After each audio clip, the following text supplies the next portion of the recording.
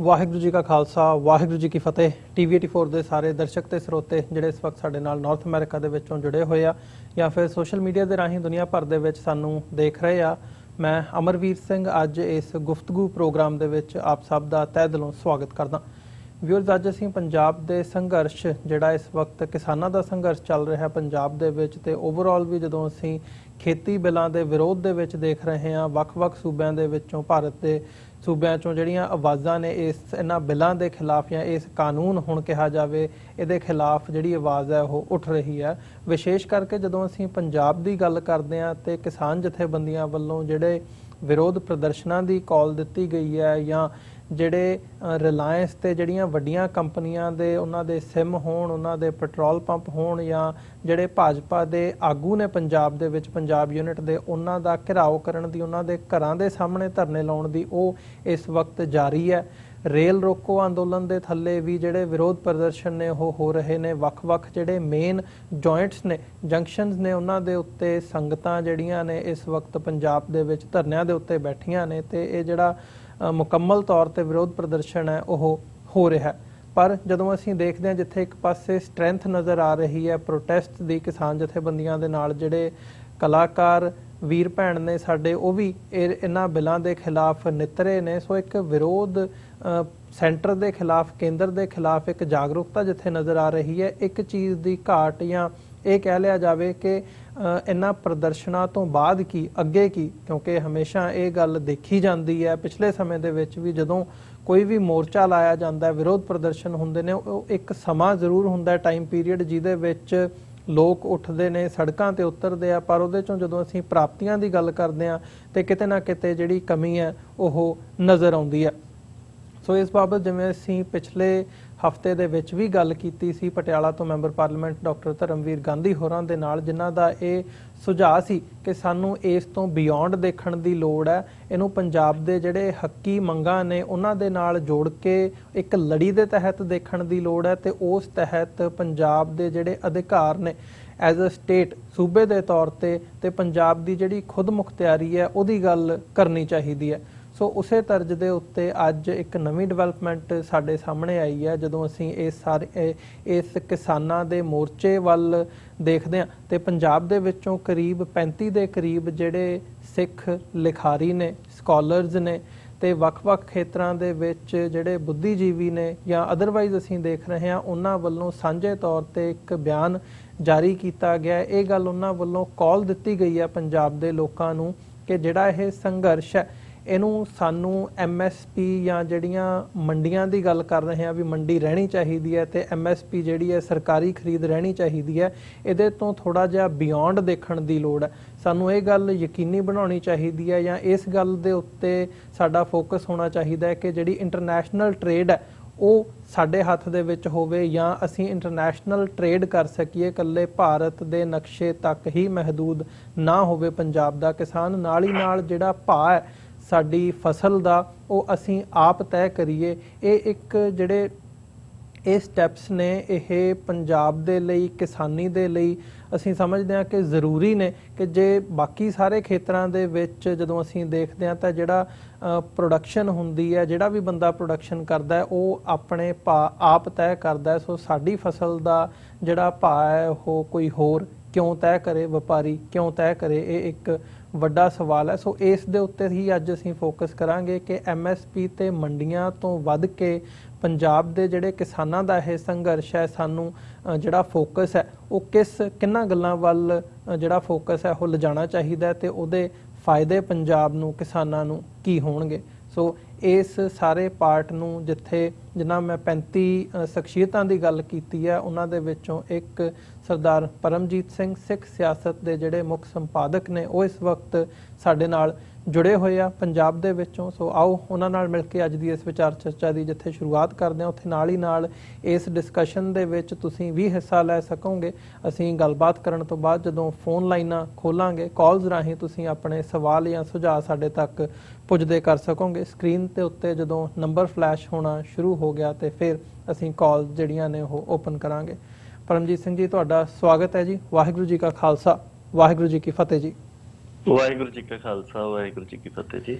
ਭਾਈ ਸਾਹਿਬ, ਮੈਂ ਜਿੱਥੇ ਇਸ ਵਕਤ ਜੋ ਚੱਲ ਰਿਹਾ ਹੈ ਪੰਜਾਬ ਦੇ ਵਿੱਚ, ਜਿਹੜੇ ਮੋਰਚੇ ਜਾਂ ਜਿਹੜੇ ਲੋਕ ਕਿਸਾਨ ਵੀਰ ਸਾਡੇ ਜਾਂ ਅਦਰਵਾਈਜ਼ ਪੰਜਾਬ ਦੀ ਬਹੁਤਾਤ ਆਬਾਦੀ ਇਸ ਵਕਤ ਇਸ ਸੰਘਰਸ਼ ਦੇ ਨਾਲ ਜੁੜੀ ਹੋਈ ਹੈ, ਮੈਂ ਉਹਨਾਂ ਘਟਨਾਵਾਂ ਵੱਲ ਨਾ ਜਾਂਦਾ ਹੋਇਆ ਜਿਹੜਾ ਤੁਹਾਡੇ ਵੱਲੋਂ ਪ੍ਰੈਸ ਰਿਲੀਜ਼ ਕੱਢੀ ਗਈ ਹੈ ਜਾਂ ਜਿਨ੍ਹਾਂ ਇਸ਼ੂਜ਼ ਦੇ ਉੱਤੇ ਫੋਕਸ ਕੀਤਾ ਗਿਆ ਕਿ ਐਮਐਸਪੀ ਤੇ ਮੰਡੀਆਂ ਤੋਂ ਉੱਠ ਕੇ ਸਾਨੂੰ ਇਹਦੇ ਤੋਂ ਬਿਯੋਂਡ ਦੇਖਣ ਦੀ ਲੋੜ ਹੈ, ਮੈਂ ਗੱਲਬਾਤ ਉਸੇ ਦੇ ਉੱਤੇ ਕੇਂਦਰਿਤ ਕਰਨੀ ਚਾਹੂੰਗਾ। ਕਿਹੜੇ ਨੁਕਤੇ ਨੇ ਤੁਸੀਂ ਸਮਝਦੇ ਹੋ ਓਵਰਆਲ ਜਦੋਂ ਅਸੀਂ ਦੇਖਦੇ ਹਾਂ ਵੀ ਸਾਨੂੰ ਜਿਨ੍ਹਾਂ ਤੇ ਬਿਯੋਂਡ ਫੋਕਸ ਕਰਨ ਦੀ ਲੋੜ ਹੈ? ਦੇਖੋ, ਜਿਹੜਾ ਇਹ ਜਿੱਦਾਂ ਤੁਸੀਂ ਵੀ ਦੱਸਿਆ ਵੀ ਮੌਜੂਦਾ ਜਿੰਨਾ ਵੀ ਸੰਘਰਸ਼ ਦਾ ਉਭਾਰ ਹੋਇਆ ਆ, ਲਾਮਬੰਦੀ ਹੋਈ ਆ, ਆਮ ਤੌਰ ਦੇ ਉੱਪਰ ਤਾਂ ਜ਼ੋਰ ਸਾਰਾ ਲਾਮਬੰਦੀ ਦੇ ਉੱਪਰ ਹੀ ਲੱਗਦਾ ਹੁੰਦਾ ਜੀ, ਪਰ ਲਾਮਬੰਦੀ ਆਪ ਮੁਹਾਰੇ ਹੋ ਰਹੀ ਆ। ਉਹ ਆਪਾਂ ਸਾਰੇ 25 ਨੂੰ ਜਾਂ ਹੁਣ ਵੀ ਜਿੰਨੇ ਵੱਖ-ਵੱਖ ਥਾਵਾਂ ਤੇ ਹੋ ਰਹੇ ਉਹਦੇ ਚ ਦੇਖ ਰਹੇ ਆ। ਔਰ ਇਹ ਵੀ ਗੱਲ ਮਹੱਤਵਪੂਰਨ ਆ ਕਿ ਸਮਾਜ ਦੇ ਕਿਸਾਨਾਂ ਤੋਂ ਇਲਾਵਾ ਜਿੰਨੇ ਹਿੱਸੇ ਹੈਗੇ ਆ ਉਹ ਵੀ ਸਾਰੇ ਇਹਦੇ ਵਿੱਚ ਆ ਕੇ ਸ਼ਾਮਲ ਹੋਏ ਆ ਜੀ। ਇਸ ਸਾਰੇ ਦੇ ਮੱਦੇਨਜ਼ਰ ਇਹ ਗੱਲ ਕਹਿ ਲਓ ਕਿ ਇੱਕ ਐਨਾਲਿਸਿਸ ਕਰਨ ਵਾਲੀ ਬਣਦੀ ਸੀਗੀ ਕਿ ਇਹ ਸਾਰੇ ਕਾਸੇ ਦੇ ਵਿੱਚੋਂ ਬਿਰਤਾਂਤ ਉੱਭਰ ਕੇ ਸਾਹਮਣੇ ਕੀ ਆ ਰਿਹਾ ਹੈ। ਜੇ ਮੈਂ ਬਿਲਕੁਲ ਸੰਖੇਪ ਚ ਕਹਿਣਾ ਹੋਵੇ ਤੇ ਉਹ ਇਹ ਉੱਭਰ ਕੇ ਆ ਰਿਹਾ ਕਿ ਕਾਰਪੋਰੇਟਾਂ ਦੇ ਦਬਾਅ ਦੇ ਹੇਠ ਮੋਦੀ ਸਰਕਾਰ ਆਪਣੇ ਅੜੀਅਲ ਰਵੱਈਏ ਦੇ ਰਾਹੀਂ ਕਾਨੂੰਨ ਲੈ ਕੇ ਆ ਰਹੀ ਹੈ, ਜਿਹਦੇ ਤਹਿਤ ਐਮਐਸਪੀ ਤੇ ਮੰਡੀਕਰਨ ਦੀ ਵਿਵਸਥਾ ਖਤਮ ਹੋ ਜਾਣੀ ਹੈ। ਇਹ ਕਿਸਾਨਾਂ ਦੇ ਵਾਸਤੇ ਮੌਤ ਦੇ ਵਾਰੰਟ ਹੈ। ਔਰ ਇਹਦੇ ਵਿੱਚੋਂ ਜੋ ਇੱਕ ਇਹ ਵਿਜ਼ਨ ਉੱਭਰ ਕੇ ਆ ਰਿਹਾ ਕਿ ਇਹਦਾ ਹੱਲ ਕੀ ਹੈ, ਹੱਲ ਇਹ ਹੈ ਕਿ ਇਹਦਾ ਇੱਕ ਜਥੇਬੰਦਕ ਘੋਲ ਕਰਕੇ ਤੇ ਸਰਕਾਰ ਨੂੰ ਝੁਕਾ ਲਿਆ ਜਾਵੇ। ਔਰ ਉਹਨੂੰ ਝੁਕਾਉਣ ਤੋਂ ਬਾਅਦ ਇਹ ਦੋ ਚੀਜ਼ਾਂ, ਅੱਵਲ ਤਾਂ ਪੁਰਾਣਾ ਪ੍ਰਬੰਧ ਲਾਗੂ ਰਹੇ, ਕਾਨੂੰਨ ਵਾਪਸ ਹੋਣ। ਜੇ ਅਜਿਹਾ ਨਹੀਂ ਹੁੰਦਾ ਤਾਂ ਫਿਰ ਘੱਟੋ ਘੱਟ ਦੋ ਚੀਜ਼ਾਂ ਦੀ ਕਾਨੂੰਨੀ ਜਾਮਨੀ ਲਈ ਜਾਵੇ। ਇੱਕ, ਘੱਟੋ ਘੱਟ ਭਾਅ ਜਿਹੜਾ ਸਰਕਾਰ ਹੁਣ ਮਿੱਥਦੀ ਐਮਐਸਪੀ ਜਿਹਨੂੰ ਆਪਾਂ ਕਹਿ ਲੈਂਦੇ ਹਾਂ, ਤੇ ਦੂਜਾ ਕਿ ਸਰਕਾਰੀ ਖਰੀਦ ਜਿਹੜੀ ਆ ਉਹ ਜਾਰੀ ਰਹੂਗੀ ਜੀ। ਪਰ ਇਹਦੇ ਚ ਇੱਕ ਤਾਂ ਬੁਨਿਆਦੀ ਗੱਲ ਇਹੀ ਦੇਖਣ ਵਾਲੀ ਹੈਗੀ ਵੀ ਜਿਹੜਾ ਪਿਛਲਾ ਪ੍ਰਬੰਧ ਚੱਲਦਾ ਆ ਰਿਹਾ ਉਹਦੇ ਚ ਇਹਨਾਂ ਦੋਵਾਂ ਚੀਜ਼ਾਂ ਦੇ ਬਾਵਜੂਦ ਵੀ ਤਾਂ ਕਿਸਾਨਾਂ ਦੀ ਹਾਲਤ ਜਿਹੜੀ ਆ ਉਹ ਲਗਾਤਾਰ ਨਿਘਾਰ ਵੱਲ ਜਾਂਦੀ ਰਹੀ ਹੈ। ਬਿਲਕੁਲ। ਦੂਸਰਾ ਇਹ ਹੈ ਕਿ ਜਿਹੜੀ ਇਹਦੀ ਇਹ ਬੁਨਿਆਦੀ ਜੜ ਮਿੱਥੀ ਜਾ ਰਹੀ ਹੈ ਵੀ ਕਾਰਪੋਰੇਟ ਨੂੰ ਫਾਇਦਾ ਪਹੁੰਚਾਉਣਾ ਦੇ ਵਾਸਤੇ ਮੋਦੀ ਸਰਕਾਰ ਦਾ ਅੜੀਅਲ ਰਵੱਈਆ, ਇਹ ਮਾਮਲੇ ਨੂੰ ਕਾਫੀ ਘਟਾ ਕੇ ਦੇਖਣ ਵਾਲੀ ਗੱਲ ਹੈ। ਇਹਦੇ ਵਿੱਚ ਜ਼ਿਆਦਾ ਜਿਹੜਾ ਆ ਉਹ ਆਰਥਿਕ ਨੁਕਤਾ ਭਾਰੀ ਹੋ ਰਿਹਾ ਕਿ ਆਰਥਿਕ ਤੌਰ ਦੇ ਉੱਪਰ ਜਿਹੜੀ ਗੱਲਬਾਤ ਹੈ ਉਹ ਸਾਹਮਣੇ ਆ ਰਹੀ ਹੈ, ਜਿਹਦੇ ਵਿੱਚੋਂ ਭਾਅ ਦਾ ਤੇ ਐਮਐਸਪੀ ਦਾ ਤੇ ਮੰਡੀਕਰਨ ਦਾ ਮੁੱਖ ਰੂਪ ਦੇ ਵਿੱਚ ਉੱਭਰ ਕੇ ਸਾਹਮਣੇ ਆ ਰਿਹਾ। ਔਰ ਅਗਲਾ ਆ ਰਿਹਾ ਕਿ ਕਾਰਪੋਰੇਟਸ ਨੂੰ ਅਲਟੀਮੇਟਲੀ ਇਹਨਾਂ ਨੇ ਜ਼ਮੀਨ ਜਿਹੜੀ ਉਹ ਪਹੁੰਚਦੀ ਕਰਨੀ ਹੈ ਜੀ। ਰਾਜਨੀਤਿਕ ਗੱਲ ਆ ਜਿਹੜੀ ਇਹਦੇ ਵਿੱਚ ਉਹ ਕਾਫੀ ਸੰਕੋਚੀ ਜਾ ਰਹੀ ਹੈ। ਉਹ ਜਿੰਨਾ ਕੁ ਅਸੀਂ ਪੜਚੋਲ ਕਰ ਸਕੇ ਆ ਉਹ ਦੋ ਨੁਕਤਿਆਂ ਦੇ ਉੱਪਰ ਕੇਂਦਰਿਤ ਆ। ਇੱਕ ਤਾਂ ਇਸ ਗੱਲ ਦੇ ਉੱਪਰ ਆ ਕਿ ਸਰਕਾਰ ਆਪਣੇ ਅੜੀਅਲ ਰਵੱਈਏ ਦੇ ਨਾਲ ਜਮਹੂਰੀਅਤ ਦਾ ਘਾਣ ਕਰ ਰਹੀ ਹੈ ਵੀ ਕਿਉਂਕਿ ਉਹਨੇ ਰਾਜ ਸਭਾ ਦੇ ਬਿੱਲ ਜਿਹੜੇ ਨੇ ਉਹ ਧੱਕੇਸ਼ਾਹੀ ਦੇ ਨਾਲ ਪਾਸ ਕਰਵਾ ਲਏ, ਵੋਟਾਂ ਨਹੀਂ ਪੈਣ ਦਿੱਤੀਆਂ। ਤੇ ਦੂਸਰੀ ਗੱਲ ਇਹ ਸਾਹਮਣੇ ਆ ਰਹੀ ਹੈ ਕਿ ਇਹਦੇ ਵਿੱਚ ਜਿਹੜੇ ਇਹਨਾਂ ਨੇ ਕਾਨੂੰਨ ਬਣਾਏ ਨੇ ਉਹਨਾਂ ਵਿਸ਼ਿਆਂ ਦੇ ਉੱਪਰ ਕਾਨੂੰਨ ਬਣਾ ਦਿੱਤੇ ਜਿਹੜੇ ਅਸਲ 'ਚ ਸਿਰਫ ਸੂਬਿਆਂ ਦੇ ਅਖਤਿਆਰ ਦੇ ਹੈਗੇ ਆ। ਬਿਲਕੁਲ ਜੀ। ਸਟੇਟ ਲਿਸਟ ਦੇ ਵਿੱਚ ਨੇ ਸੈਂਟਰ ਕਾਨੂੰਨ ਬਣਾ ਨਹੀਂ ਸੀ ਸਕਦਾ, ਇਸ ਕਰਕੇ ਸੰਵਿਧਾਨ ਦੀ ਉਲੰਘਣਾ ਹੋਈ ਹੈ। ਸੋ ਰਾਜਨੀਤਿਕ ਬਿਰਤਾਂਤ ਸਿਰਫ ਇੱਥੋਂ ਤੱਕ ਸੀਮਿਤ ਹੋ ਰਿਹਾ ਹੈ। ਜਦ ਕਿ ਜੇ ਆਪਾਂ ਦੇਖੀਏ ਕਿ ਇਹਦੀ ਮੂਲ ਜੜ ਜੇ ਲੱਭਣੀ ਹੋਵੇ, ਜਿਸ ਤਰ੍ਹਾਂ ਤੁਸੀਂ ਨੁਕਤਿਆਂ ਤੇ ਕਿਹਾ ਵੀ ਉਹ ਨੁਕਤੇ ਕਿਸ ਆਧਾਰ ਦੇ ਵਿੱਚੋਂ ਨਿਕਲਦੇ ਨੇ, ਮੈਂ ਥੋੜੀ ਜਿਹੀ ਉਹਦੀ ਬੈਕਗਰਾਉਂਡ ਡਿਸਕਸ ਕਰਨੀ ਚਾਹੁੰਦਾ ਕਿ ਜੇਕਰ ਆਪਾਂ ਲੱਭਣਾ ਹੋਵੇ ਕਿ ਇਹ ਸਮੱਸਿਆ ਦੀ ਜੜ ਕੀ ਹੈ ਤਾਂ ਉਹਦੇ ਵਾਸਤੇ ਸਾਨੂੰ ਦਿੱਲੀ ਤਖਤ ਦੀ ਜਿਹੜੀ ਤਾਸੀਰ ਆ ਉਹਨੂੰ ਸਮਝਣਾ ਬਹੁਤ ਜ਼ਿਆਦਾ ਜ਼ਰੂਰੀ ਹੋ ਜਾਂਦਾ, ਜਿਹਦੀਆਂ ਕਿ ਮੁੱਖ ਰੂਪ ਦੇ ਵਿੱਚ 4 ਪਰਤਾਂ ਨੇ। ਪਹਿਲੀ ਪਰਤ ਹੈਗੀ ਆ ਸਾਮਰਾਜਵਾਦੀ ਢਾਂਚੇ ਦੀ, ਕਿ ਜਿਹੜਾ ਇਹ ਵਿਪਰਵਾਦੀ ਦਿੱਲੀ ਤਖਤ ਹੈਗਾ ਇਹਦਾ ਜਿਹੜਾ ਢਾਂਚਾ ਆ ਉਹ ਇੰਪੀਰੀਅਲਿਸਟ ਆ, ਸਮਾਜਵਾਦੀ। ਬੇਸ਼ੱਕ ਉਹਨਾਂ ਨੇ ਲਿਖਿਆ ਹੋਇਆ ਸੋਸ਼ਲਿਸਟ, ਸੈਕੂਲਰ, ਰਿਪਬਲਿਕ, ਪਰ ਅਸਲ ਦੇ ਵਿੱਚ ਉਹਦੀ ਜਿਹੜੀ ਤਾਸੀਰ ਆ ਉਹ ਸਾਮਰਾਜਵਾਦੀ ਹੈ। ਜਿਸ ਤਰ੍ਹਾਂ ਦਾ ਸਾਮਰਾਜਵਾਦ ਇੱਥੇ ਕਲੋਨੀਅਲ ਰੂਲਰਸ ਲੈ ਕੇ ਆਏ ਸੀ, ਬਿਲਕੁਲ ਉਹੀ ਇਹਨਾਂ ਨੇ ਇਨਹੈਰਿਟ ਕੀਤਾ ਹੋਇਆ, ਉਹੀ ਲਿਆ ਹੋਇਆ ਆ, ਜਿਹਦੇ ਵਿੱਚ ਇੱਕ ਤਾਂ ਕੁਦਰਤੀ ਸਾਧਨਾਂ ਦੀ ਲੁੱਟ ਤੇ ਲੋਕਾਂ ਨੂੰ ਨਾਲ ਗੁਲਾਮਾਂ ਵਾਲਾ ਵਿਹਾਰ, ਇਹਦੇ ਆ ਗਿਵਨ ਕੰਡੀਸ਼ਨਸ ਨੇ, ਸਵੈ ਸਿੱਧੀ ਆ ਇਹਦੇ ਵਿੱਚ। ਔਰ ਦੂਸਰੀ ਗੱਲ ਇਹ ਆ ਕਿ ਇਹਦੇ ਵਿੱਚ ਲੋਕਾਂ ਦੀ ਜਿਹੜੀ ਫੈਸਲਿਆਂ ਦੇ ਵਿੱਚ ਸ਼ਮੂਲੀਅਤ ਆ ਉਹ ਉਹਨਾਂ ਦੀ ਰਾਏ ਨਾਲ, ਅਪੀਲ ਨਾਲ ਜਾਂ ਦਲੀਲ ਦੇ ਨਾਲ ਨਹੀਂ ਕਰਵਾਈ ਜਾਂਦੀ, ਬਲਕਿ ਡੰਡੇ ਦੇ ਨਾਲ ਉਹਨਾਂ ਦੀ ਸ਼ਮੂਲੀਅਤ ਕਰਵਾਈ ਜਾਂਦੀ ਹੈ, ਜਿੱਦਾਂ ਕਿ ਸਾਮਰਾਜ ਢਾਂਚੇ ਕਰਵਾਉਂਦੇ ਹੁੰਦੇ ਨੇ, ਜਿੱਦਾਂ ਇੰਪੀਰੀਅਲਿਸਟ ਸਟੇਟਸ ਕਰਵਾਉਂਦੀਆਂ ਹੁੰਦੀਆਂ ਨੇ। ਡੰਡੇ ਦੇ ਨਾਲ। ਔਰ ਦੇਖੋਗੇ ਜਿੱਦਾਂ ਹੁਣ ਇੱਥੋਂ ਇਹ ਗੱਲ ਸਮਝ ਆਉਂਦੀ ਹੈ ਕਿ ਰਾਜ ਸਭਾ ਦੇ ਵਿੱਚ ਜਿਹੜੀ ਗੱਲ ਵਾਪਰੀ ਉਹ ਅਸਲ ਦੇ ਵਿੱਚ ਇੰਡੀਅਨ ਸਟੇਟ ਦਾ ਇੰਪੀਰੀਅਲਿਸਟਿਕ ਕਰੈਕਟਰ ਨੂੰ ਉਜਾਗਰ ਕਰਦੀ ਹੈ ਵੀ ਬਿਲਕੁਲ ਧੱਕੇਸ਼ਾਹੀ ਦੇ ਨਾਲ ਆਪਦੀ ਗੱਲ ਜਿਹੜੀ ਆ ਉਹ ਠੋਸ ਦੇਣੀ। ਦੂਜੀ ਗੱਲ ਇਹ ਹੈ ਕਿ ਇਹ ਖਿੱਤਾ ਜਿਹੜਾ ਉਹ ਇੱਕ ਬਹੁਭਾਂਤੀ ਖਿੱਤਾ ਆ। ਆਪਾਂ ਪਹਿਲਾਂ ਵੀ ਇਹ ਗੱਲ ਡਿਸਕਸ ਕਰਦੇ ਰਹੇ ਹਾਂ ਕਿ ਇੱਥੇ ਬਹੁਤ ਤਰ੍ਹਾਂ ਦੀ ਵੰਨ-ਸੁਵੰਨਤਾ ਆ। ਆਪਾਂ ਉਹਦੀ ਤਫਸੀਲ ਦੇ ਵਿੱਚ ਨਾ ਜਾਈਏ ਤਾਂ ਉਹਨੂੰ ਸਾਰੀ ਨੂੰ ਦਰੜ ਕੇ ਇੱਥੇ ਇੱਕ ਸਿੰਗਲ ਨੇਸ਼ਨ ਸਟੇਟ ਬਣਾਉਣ ਦਾ ਅਮਲ ਜਿਹੜਾ ਉਹ ਬੀਤੇ 70 ਸਾਲ ਤੋਂ ਜਾਂ 47 ਦੀ ਵੰਡ ਤੋਂ ਬਾਅਦ ਤੋਂ ਚੱਲ ਰਿਹਾ ਆ ਜੀ, ਜਿਹਦੇ ਤਹਿਤ ਜਿੰਨੇ ਵੀ ਲੋਕਾਂ ਦੇ ਜੋ ਵੱਖਰੀਆਂ ਪਛਾਣਾਂ ਨੇ ਉਹਨਾਂ ਦੀਆਂ ਉਮੰਗਾਂ ਨੂੰ ਤੇ ਵੱਖ-ਵੱਖ ਵਰਗਾਂ ਦੇ ਜਾਇਜ਼ ਸੰਘਰਸ਼ਾਂ ਨੂੰ ਦਬਾਇਆ ਜਾਂਦਾ ਰਿਹਾ ਆ। ਔਰ ਇਹੀ ਗੱਲ ਜਿਹੜੀ ਆ ਮਤਲਬ ਇਕਸਾਰਤਾ ਲਿਆਉਣ ਦਾ ਜਿਹੜਾ ਅਮਲ ਚੱਲ ਰਿਹਾ ਕਿ ਹਰ ਤਰ੍ਹਾਂ ਦੀ ਭਿੰਨਤਾ ਨੂੰ ਮਿਟਾ ਕੇ ਇਕਸਾਰਤਾ ਲਿਆਉਣੀ ਹੈ, ਇਹ ਵੀ ਇਸੇ ਚ ਉਜਾਗਰ ਹੁੰਦੀ ਹੈ ਕਿਉਂਕਿ ਇੰਨੇ ਡਾਈਵਰਸ ਖਿੱਤੇ ਦੇ ਵਾਸਤੇ ਜਿੱਥੇ ਖੇਤੀ ਦੇ ਹਾਲਾਤ ਹੀ ਵੱਖੋ ਵੱਖਰੇ ਨੇ ਉੱਥੇ ਇੱਕ ਸਿੰਗਲ ਖੇਤੀ ਕਾਨੂੰਨ ਜਿਹੜਾ ਆ ਉਹ ਠੋਸਿਆ ਜਾ ਰਿਹਾ। ਤੀਸਰੀ ਪਰਤ ਜਿਹੜੀ ਦਿੱਲੀ ਤਖਤ ਦੀ ਹੈ ਉਹ ਵਿਪਰ ਸੰਸਕਾਰ ਦੀ ਹੈ, ਜਿਹਦੇ ਵਿੱਚ ਮਤਲਬ ਆਪਾਂ ਕਹੀਏ ਕਿ ਬਰਾਬਰੀ ਜਾਂ ਦਇਆ ਦੇ ਭਾਵ ਤਾਂ ਬਿਲਕੁਲ ਹੀ ਮੰਨਫੀ ਨੇ। ਔਰ ਵਿਪਰ ਦੀ ਇਹ ਖਾਸ ਫਿਤਰਤ ਹੈ ਕਿ ਉਹ ਹਮੇਸ਼ਾ ਆਪਣੇ ਵਕਤੀ ਸਰੋਕਾਰਾਂ ਨੂੰ ਧਿਆਨ ਚ ਰੱਖ ਕੇ ਕੰਮ ਕਰਦਾ ਆ। ਉਹਦੇ ਦੂਜਿਆਂ ਦੇ ਭਲੇ ਵਾਸਤੇ ਜਾਂ ਸਰਬੱਤ ਦੇ ਭਲੇ ਦਾ ਵਿਚਾਰ ਕਿਤੇ ਉਹਦੇ ਮਤਲਬ ਕਿਸੇ ਵੀ ਲੇਖੇ ਦੇ ਵਿੱਚ ਨਹੀਂ ਹੈਗਾ। ਸੋ ਇਸੇ ਕਰਕੇ ਇਹ ਵੀ ਆਪਣੇ ਸਰੋਕਾਰਾਂ ਦੇ ਮੱਦੇਨਜ਼ਰ ਹੀ ਇਹ ਸਾਰੇ ਬਿੱਲ ਲੈ ਕੇ ਆ ਰਹੇ ਆ। ਉਹਦੇ ਵਿੱਚੋਂ ਲੋਕਾਂ ਦੀ ਜਿਹੜੀ ਹਾਹਾਕਾਰ ਆ ਜਾਂ ਉਹਨਾਂ ਦੇ ਜਿਹੜੇ ਕੰਸਰਨ ਨੇ ਉਹਨਾਂ ਵੱਲ ਧਿਆਨ ਨਹੀਂ ਦਿੱਤਾ ਜਾ ਰਿਹਾ। ਚੌਥੀ ਪਰਤ ਜਿਹੜੀ ਆ ਉਹ ਪੂੰਜੀਵਾਦੀ ਆਰਥਿਕ ਪ੍ਰਬੰਧ ਦੀ ਹੈ, ਜਿਹਦੇ ਤਹਿਤ ਪਿਛਲੇ 3 ਦਹਾਕਿਆਂ ਤੋਂ ਅਜਿਹੀਆਂ ਨੀਤੀਆਂ ਬਣ ਰਹੀਆਂ ਇਸ ਖਿੱਤੇ ਦੇ ਵਿੱਚ ਵੀ ਜਿਹਦੇ ਰਾਹੀਂ ਆਮ ਲੋਕਾਂ ਦੀ ਭਲਾਈ ਦੇ ਬਜਾਏ ਵੱਡੇ ਕਾਰਪੋਰੇਟਸ ਨੂੰ ਕਿਸ ਤਰ੍ਹਾਂ ਫਾਇਦਾ ਪਹੁੰਚਾਉਣਾ, ਸਾਰਾ ਇਹਨਾਂ ਨੀਤੀਆਂ ਦੀ ਜਿਹੜੀ ਦਿਸ਼ਾ ਆ ਜਾਂ ਫੋਕਸ ਹੈ ਉਹ ਇਸੇ ਪਾਸੇ ਨੂੰ ਹੈ ਜੀ। ਸੋ ਜਦੋਂ ਆਪਾਂ ਇਸ ਰਾਜਨੀਤਿਕ ਦ੍ਰਿਸ਼ਟੀ ਦੇ ਵਿੱਚ ਦੇਖਦੇ ਹਾਂ ਕਿ ਇਹ ਕਾਨੂੰਨ ਆਏ, ਜਦੋਂ ਤਾਂ ਆਰਥਿਕ ਦ੍ਰਿਸ਼ਟੀ ਤੋਂ ਦੇਖਦੇ ਹਾਂ ਤੇ ਸਾਨੂੰ ਇਹ ਲੱਗਦਾ ਕਿ ਕਾਰਪੋਰੇਟਸ ਨੂੰ ਫਾਇਦਾ ਪਹੁੰਚਾਉਣ ਦੇ ਵਾਸਤੇ ਮੋਦੀ ਸਰਕਾਰ ਅੜੀਅਲ ਰਵੱਈਆ ਅਪਣਾ ਕੇ ਚੱਲ ਰਹੀ ਹੈ ਤੇ ਇਹਦੇ ਵਿੱਚੋਂ ਇਹ ਕਾਨੂੰਨ ਨਿਕਲ ਕੇ ਆਏ ਨੇ। ਜਦੋਂ ਆਪਾਂ ਇਹ ਦੇਖਦੇ ਇਹਨਾਂ ਚਾਰਾਂ ਪਰਤਾਂ ਦੀ ਤੋਂ ਇੱਕ ਜੋ ਸਾਂਝੀ ਦ੍ਰਿਸ਼ਟੀ ਬਣਦੀ ਆ ਉਹਦੇ ਤੋਂ, ਤੇ ਫਿਰ ਇਹ ਗੱਲ ਸਾਹਮਣੇ ਆਉਂਦੀ ਹੈ ਕਿ ਦਿੱਲੀ ਸਾਮਰਾਜ ਦੇ ਉੱਪਰ ਕਾਬਜ਼ ਜਿਹੜਾ ਵਿਪਰ ਆ ਉਹ ਨੇਸ਼ਨ ਸਟੇਟ ਦੇ ਅਮਲ ਨੂੰ ਮਜ਼ਬੂਤ ਕਰਨ ਦੇ ਵਾਸਤੇ, ਇਕਸਾਰਤਾ ਨੂੰ ਮੇਟਣ ਦੇ ਵਾਸਤੇ ਤੇ ਕਾਰਪੋਰੇਟ ਆਰਥਿਕ ਪ੍ਰਬੰਧ ਲਿਆਉਣ ਦੇ ਵਾਸਤੇ ਆਪਣੀ ਗੱਲ ਨੂੰ ਅਗਲੇ ਸਟੈਪ ਦੇ ਉੱਪਰ ਲੈ ਗਿਆ, ਅਗਲੇ ਫੇਜ਼ ਦੇ ਵਿੱਚ ਉਹ ਗੱਲ ਨੂੰ ਲੈ ਗਿਆ। ਤੁਸੀਂ ਦੇਖੋ ਜਿੰਨੀ ਤੇਜ਼ੀ ਦੇ ਨਾਲ ਫੈਸਲੇ ਇੰਪਲੀਮੈਂਟ ਹੋਏ, ਕੱਲਾ ਇਹਨੂੰ ਐਗਰੀਕਲਚਰ ਬਿੱਲਾਂ ਤੱਕ ਸੀਮਤ ਜਾਂ ਕਾਨੂੰਨਾਂ ਤੱਕ ਸੀਮਤ ਕਰਕੇ ਨਾ ਦੇਖੀਏ। ਕਸ਼ਮੀਰ ਦੇ ਵਿੱਚ ਖਾਸ ਸਿਆਸੀ ਰੁਤਬਾ ਖਤਮ ਹੋਣਾ, ਸੀਏ ਆਉਣਾ, ਜਿਸ ਤਰ੍ਹਾਂ ਮਾਈਨੋਰਟੀਜ਼ ਦੇ ਉੱਪਰ ਧੱਕਾ ਕੀਤਾ ਗਿਆ ਔਰ ਜਿਸ ਤਰ੍ਹਾਂ ਬਹੁਜਨ ਭਾਈਚਾਰੇ ਦੇ ਉੱਪਰ ਧੱਕਾ ਕੀਤਾ ਗਿਆ, ਹੁਣ ਕਿਸਾਨਾਂ ਦੀ ਵਾਰੀ ਆਈ ਆ। ਸੋ ਇਹ ਇੱਕ ਲੜੀ ਆ ਔਰ ਜਿੰਨੀ ਤੇਜ਼ੀ ਦੇ ਨਾਲ ਇਹ ਗੱਲਾਂ ਵਾਪਰੀਆਂ ਜਿਹੜੀਆਂ ਕਿ ਸ਼ਾਇਦ ਸਟੇਟ ਦਹਾਕਿਆਂ ਦੇ ਵਿੱਚ ਲੈ ਕੇ ਆਂਦੀ, ਉਹ ਮਹੀਨਿਆਂ ਦੇ ਵਿੱਚ ਲੈ ਕੇ ਆ ਰਹੇ ਆ। ਸੋ ਉਹ ਆਪਣੀ ਗੱਲ ਨੂੰ ਬਿਲਕੁਲ ਅਗਲੇ ਫੇਜ਼ ਦੇ ਉੱਪਰ ਲੈ ਗਏ ਆ, ਜਿੱਥੇ ਕਿ ਉਹਨਾਂ ਦੇ ਵਾਸਤੇ ਇਹ ਸਾਰਾ ਕੁਝ ਕਰਨਾ ਬੁਨਿਆਦੀ ਜ਼ਰੂਰਤ ਬਣ ਗਈ ਆ ਕਿਉਂਕਿ ਇੱਥੇ ਆ ਕੇ ਸਟੇਟ ਸਟਕ ਹੋਈ ਸੀ ਪਿਛਲੇ ਲੰਮੇ ਸਮੇਂ ਤੋਂ। ਹੁਣ ਜੇ ਉਹਨਾਂ ਨੇ ਅਗਲੇ ਫੇਜ਼ ਦੇ ਵਿੱਚ ਜਾਣਾ ਤੇ ਇਹ ਸਾਰਾ ਕੁਝ ਉਹਨਾਂ ਨੇ ਇਨਫੋਰਸ ਕਰਨਾ ਹੀ ਕਰਨਾ। ਹੁਣ ਜਦੋਂ ਇੱਥੋਂ ਦੇਖਦੇ ਆ ਤਾਂ ਫਿਰ ਪਤਾ ਲੱਗਦਾ ਆ ਕਿ ਇਹ ਇੰਨਾ ਆਸਾਨ ਨਹੀਂ ਹੈਗਾ। ਆਪਾਂ ਕਹਿੰਦੇ ਆ ਕਿ ਅਸੰਭਵ ਤਾਂ ਖੈਰ ਕੁਝ ਨਹੀਂ ਹੁੰਦਾ, ਪਰ ਇੰਨਾ ਆਸਾਨ ਨਹੀਂ ਹੈਗਾ ਕਿ ਉਹਨਾਂ ਨੂੰ ਤੁਸੀਂ ਦਬਾਅ ਹੇਠ ਲਿਆ ਕੇ ਆਪਣੀਆਂ ਗੱਲਾਂ ਜਿਹੜੀਆਂ ਉਹ ਮਨਵਾ ਸਕਦੇ ਹੋ ਜੀ।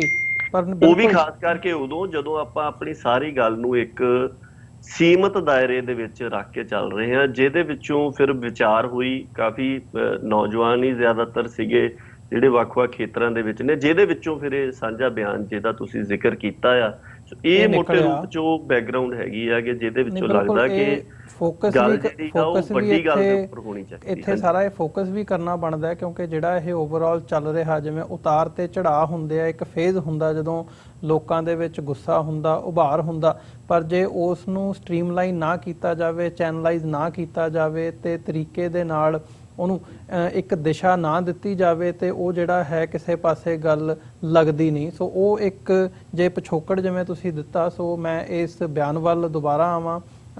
ਇਹਦੇ ਵਿੱਚ ਜਿਹੜੀਆਂ ਤੁਸੀਂ ਗੱਲਾਂ ਜਾਂ ਨੁਕਤੇ ਸਾਂਝੇ ਕੀਤੇ ਆ ਵੀ MSP ਜਾਂ ਅਦਰਵਾਈਜ਼ ਜਿਹੜਾ ਆਲਰੇਡੀ ਸਿਸਟਮ ਚੱਲ ਰਿਹਾ ਸੀ, ਵਾਪਸ ਉਹਦੇ ਤੇ ਜਾਣ ਦੀ ਥਾਂ ਤੇ ਉਹਦੇ ਤੋਂ ਬਿਯੋਂਡ ਜਿਹੜੇ ਨੁਕਤੇ ਸਾਨੂੰ ਵਿਚਾਰਨੇ ਬਣਦੇ ਆ ਉਹ ਕੀ ਨੇ? ਬਿਲਕੁਲ, ਦੇਖੋ ਐਮਐਸਪੀ ਕੀ ਹੈ, ਆਪਾਂ ਦੇਖੀਏ ਕਿ ਕੋਈ ਵੀ ਜਿਹੜੀ ਉਪਜ, ਕੋਈ ਵੀ ਉਤਪਾਦਕ ਹੈਗਾ ਜਿਹੜਾ ਉਪਜ ਪੈਦਾ ਕਰਦਾ ਆ, ਕੋਈ ਗੱਡੀਆਂ ਬਣਾਉਂਦਾ ਆ, ਕੋਈ ਸੇਵਾਵਾਂ ਦਿੰਦਾ ਆ, ਤਾਂ ਭਾਅ ਜਿਹੜਾ ਆ ਉਹ ਤੈਅ ਕਰਦਾ ਆ ਕਿ ਉਹਨੇ ਕਿਸ ਗੱਲ ਦੇ ਉੱਪਰ ਚੀਜ਼ ਦੇਣੀ ਹੈ। ਜੀ। ਕੋਈ ਕੰਪਨੀ ਟਰੈਕਟਰ ਬਣਾਉਂਦੀ ਹੈ ਜਾਂ ਕੋਈ ਹੋਰ ਚੀਜ਼ ਕੋਈ ਬਣਾਉਂਦਾ, ਕੋਈ ਢਾਬੇ ਵਾਲਾ ਰੋਟੀ ਬਣਾ ਰਿਹਾ, ਤਾਂ ਉਹ ਵੀ ਆਪ ਦਾ ਕੀਮਤ ਤੈਅ ਕਰਦਾ ਕਿ ਇਸ ਕੀਮਤ ਦੇ ਉੱਪਰ ਇਹ ਚੀਜ਼ ਮਿਲਣੀ ਹੈ। ਇੱਥੇ ਕੰਮ ਉਲਟ ਲਾਗੂ ਹੋਇਆ। ਇੱਥੇ ਇਹ ਹੋਇਆ ਕਿ ਇੰਡੀਅਨ ਸਟੇਟ ਜਿਹੜੀ ਖਰੀਦਦਾਰ ਆ ਉਹ ਭਾਅ ਤੈਅ ਕਰਦੀ ਹੈ ਕਿ ਅਸੀਂ ਤੁਹਾਡੀ ਚੀਜ਼ ਇਸ ਭਾਅ ਦੇ ਉੱਪਰ ਖਰੀਦਾਂਗੇ। ਤੋਂ ਬੁਨਿਆਦੀ ਰੂਪ ਦੇ ਵਿੱਚ ਸਾਡੀ ਜਿੰਨੀ ਸਾਂਝੀ ਸਮਝ ਬਣੀ ਹੈ ਉਹਦੇ ਮੁਤਾਬਕ ਇਹ ਹੈ ਕਿ ਭਾਅ ਤੈਅ ਕਰਨ ਦਾ ਜਿਹੜਾ ਹੱਕ ਹੈ ਉਹ ਸਟੇਟਸ ਕੋਲ ਹੋਣਾ ਚਾਹੀਦਾ ਹੈ, ਕਿਸਾਨਾਂ ਦੇ ਕੋਲ ਹੋਣਾ ਚਾਹੀਦਾ, ਜਾਂ ਮਤਲਬ ਆਪਾਂ ਕਹੀਏ ਕਿ ਸਟੇਟ ਦੇ ਨੁਮਾਇੰਦੇ, ਖੇਤੀ ਮਾਹਰ, ਹੋਰ ਜਿਹੜੇ ਕੋਈ ਸਰਕਾਰੀ ਖੇਤੀ ਤੇ ਮਤਲਬ ਆਪਣਾ ਫਾਰਮਿੰਗ ਦੇ ਨਾਲ ਸੰਬੰਧਿਤ ਮਹਿਕਮੇ ਹੋਣ ਤੇ ਕਿਸਾਨ, ਇਹਨਾਂ ਦੀ ਇੱਕ ਸਾਂਝਾ, ਇਹਨਾਂ ਦਾ ਇੱਕ ਮਤਲਬ ਜਥਾ ਬਣੇ ਜਾਂ ਕਮੇਟੀ ਬਣੇ ਜਿਹਦੇ ਵੱਲੋਂ ਫਿਰ ਭਾਅ ਜਿਹੜਾ ਆ ਉਹ ਤੈਅ ਕੀਤਾ ਜਾਵੇ, ਜਿਹਦੇ ਉੱਪਰ ਸਰਕਾਰੀ ਖਰੀਦ ਹੋਵੇ ਨਾ, ਔਰ ਉਹਦੇ ਵਿੱਚ ਲੋਕਲ ਹਾਲਾਤ ਨੂੰ ਧਿਆਨ ਦੇ ਵਿੱਚ ਰੱਖਿਆ ਜਾਵੇ। ਦੇਖੋ ਐਮਐਸਪੀ ਦਾ ਪੰਜਾਬ ਨੂੰ ਤਾਂ ਵੈਸੇ ਪੰਜਾਬ ਹੀ ਆ ਜਿੱਥੇ ਐਮਐਸਪੀ ਮਿਲਦੀ ਆ, ਪਰ ਐਮਐਸਪੀ ਹੁਣ ਜਦੋਂ ਉਹਨੂੰ ਪੂਲ ਕਰਦੇ ਆ, ਪੰਜਾਬ ਦੇ ਖਰਚੇ ਜ਼ਿਆਦਾ ਨੇ, ਬਾਕੀ ਸਟੇਟਾਂ ਦੇ ਖਰਚੇ ਘੱਟ ਨੇ, ਉਹਦੀ ਜਦੋਂ ਐਵਰੇਜ ਕੱਢਦੇ ਆ ਤੇ ਪੰਜਾਬ ਨੂੰ ਐਮਐਸਪੀ ਦੇ ਵਿੱਚ ਵੀ ਪੂਰਾ ਭਾਅ ਨਹੀਂ ਮਿਲਦਾ। ਹਾਲਾਂਕਿ ਕਿਸਾਨ ਜਥੇਬੰਦੀਆਂ ਦਾ ਆਪ ਦਾ ਆਪਾਂ ਦੇਖੀਏ ਪਿਛਲੇ ਲਗਭਗ 2-3 ਦਹਾਕੇ ਤੋਂ ਇਹਨਾਂ ਦੀ ਮੰਗ ਇਹ ਰਹੀ ਆ ਕਿ ਐਮਐਸਪੀ ਵੱਧ ਹੋਣੀ ਚਾਹੀਦੀ ਆ, ਐਮਐਸਪੀ ਵਧਾਉਣ ਦੀ ਗੱਲ ਜਿਹੜੀ ਆ ਉਹ ਚੱਲਦੀ ਰਹੀ ਸੀ, ਔਰ ਉਹਦੀ ਬਜਾਏ ਇਹ ਹੋਣਾ ਚਾਹੀਦਾ ਕਿ ਭਾਅ ਮਿੱਥਣ ਦਾ ਜਿਹੜਾ ਮਤਲਬ ਕਹਿ ਲਓ ਕਿ ਫਰੀडम ਜਾਂ right to determination of price ਉਹ ਸਟੇਟਸ ਦੇ ਕੋਲ ਜਾਂ ਲੋਕਾਂ ਦੇ ਕੋਲ ਹੋਣੀ ਚਾਹੀਦੀ ਹੈ। ਅਗਲੇ ਦੋ ਨੁਕਤੇ ਹੈਗੇ ਆ ਵਣਜ ਦੇ ਤੇ ਵਪਾਰ ਦੇ, ਜਿਹੜਾ ਟ੍ਰੇਡ ਐਂਡ ਕਮਰਸ ਆ, ਇਹ ਦੋਵੇਂ ਸੈਂਟਰ ਨੇ ਆਪਣੇ ਕੋਲ ਰੱਖੇ ਹੋਏ ਆ। ਉਹਦੇ ਤਹਿਤ ਉਹ ਇਸ ਗੱਲ ਦਾ ਫੈਸਲਾ ਕਰਨਗੇ ਕਿ ਤੁਸੀਂ ਵਪਾਰ ਕਿੱਥੇ ਕਰ ਸਕਦੇ ਹੋ।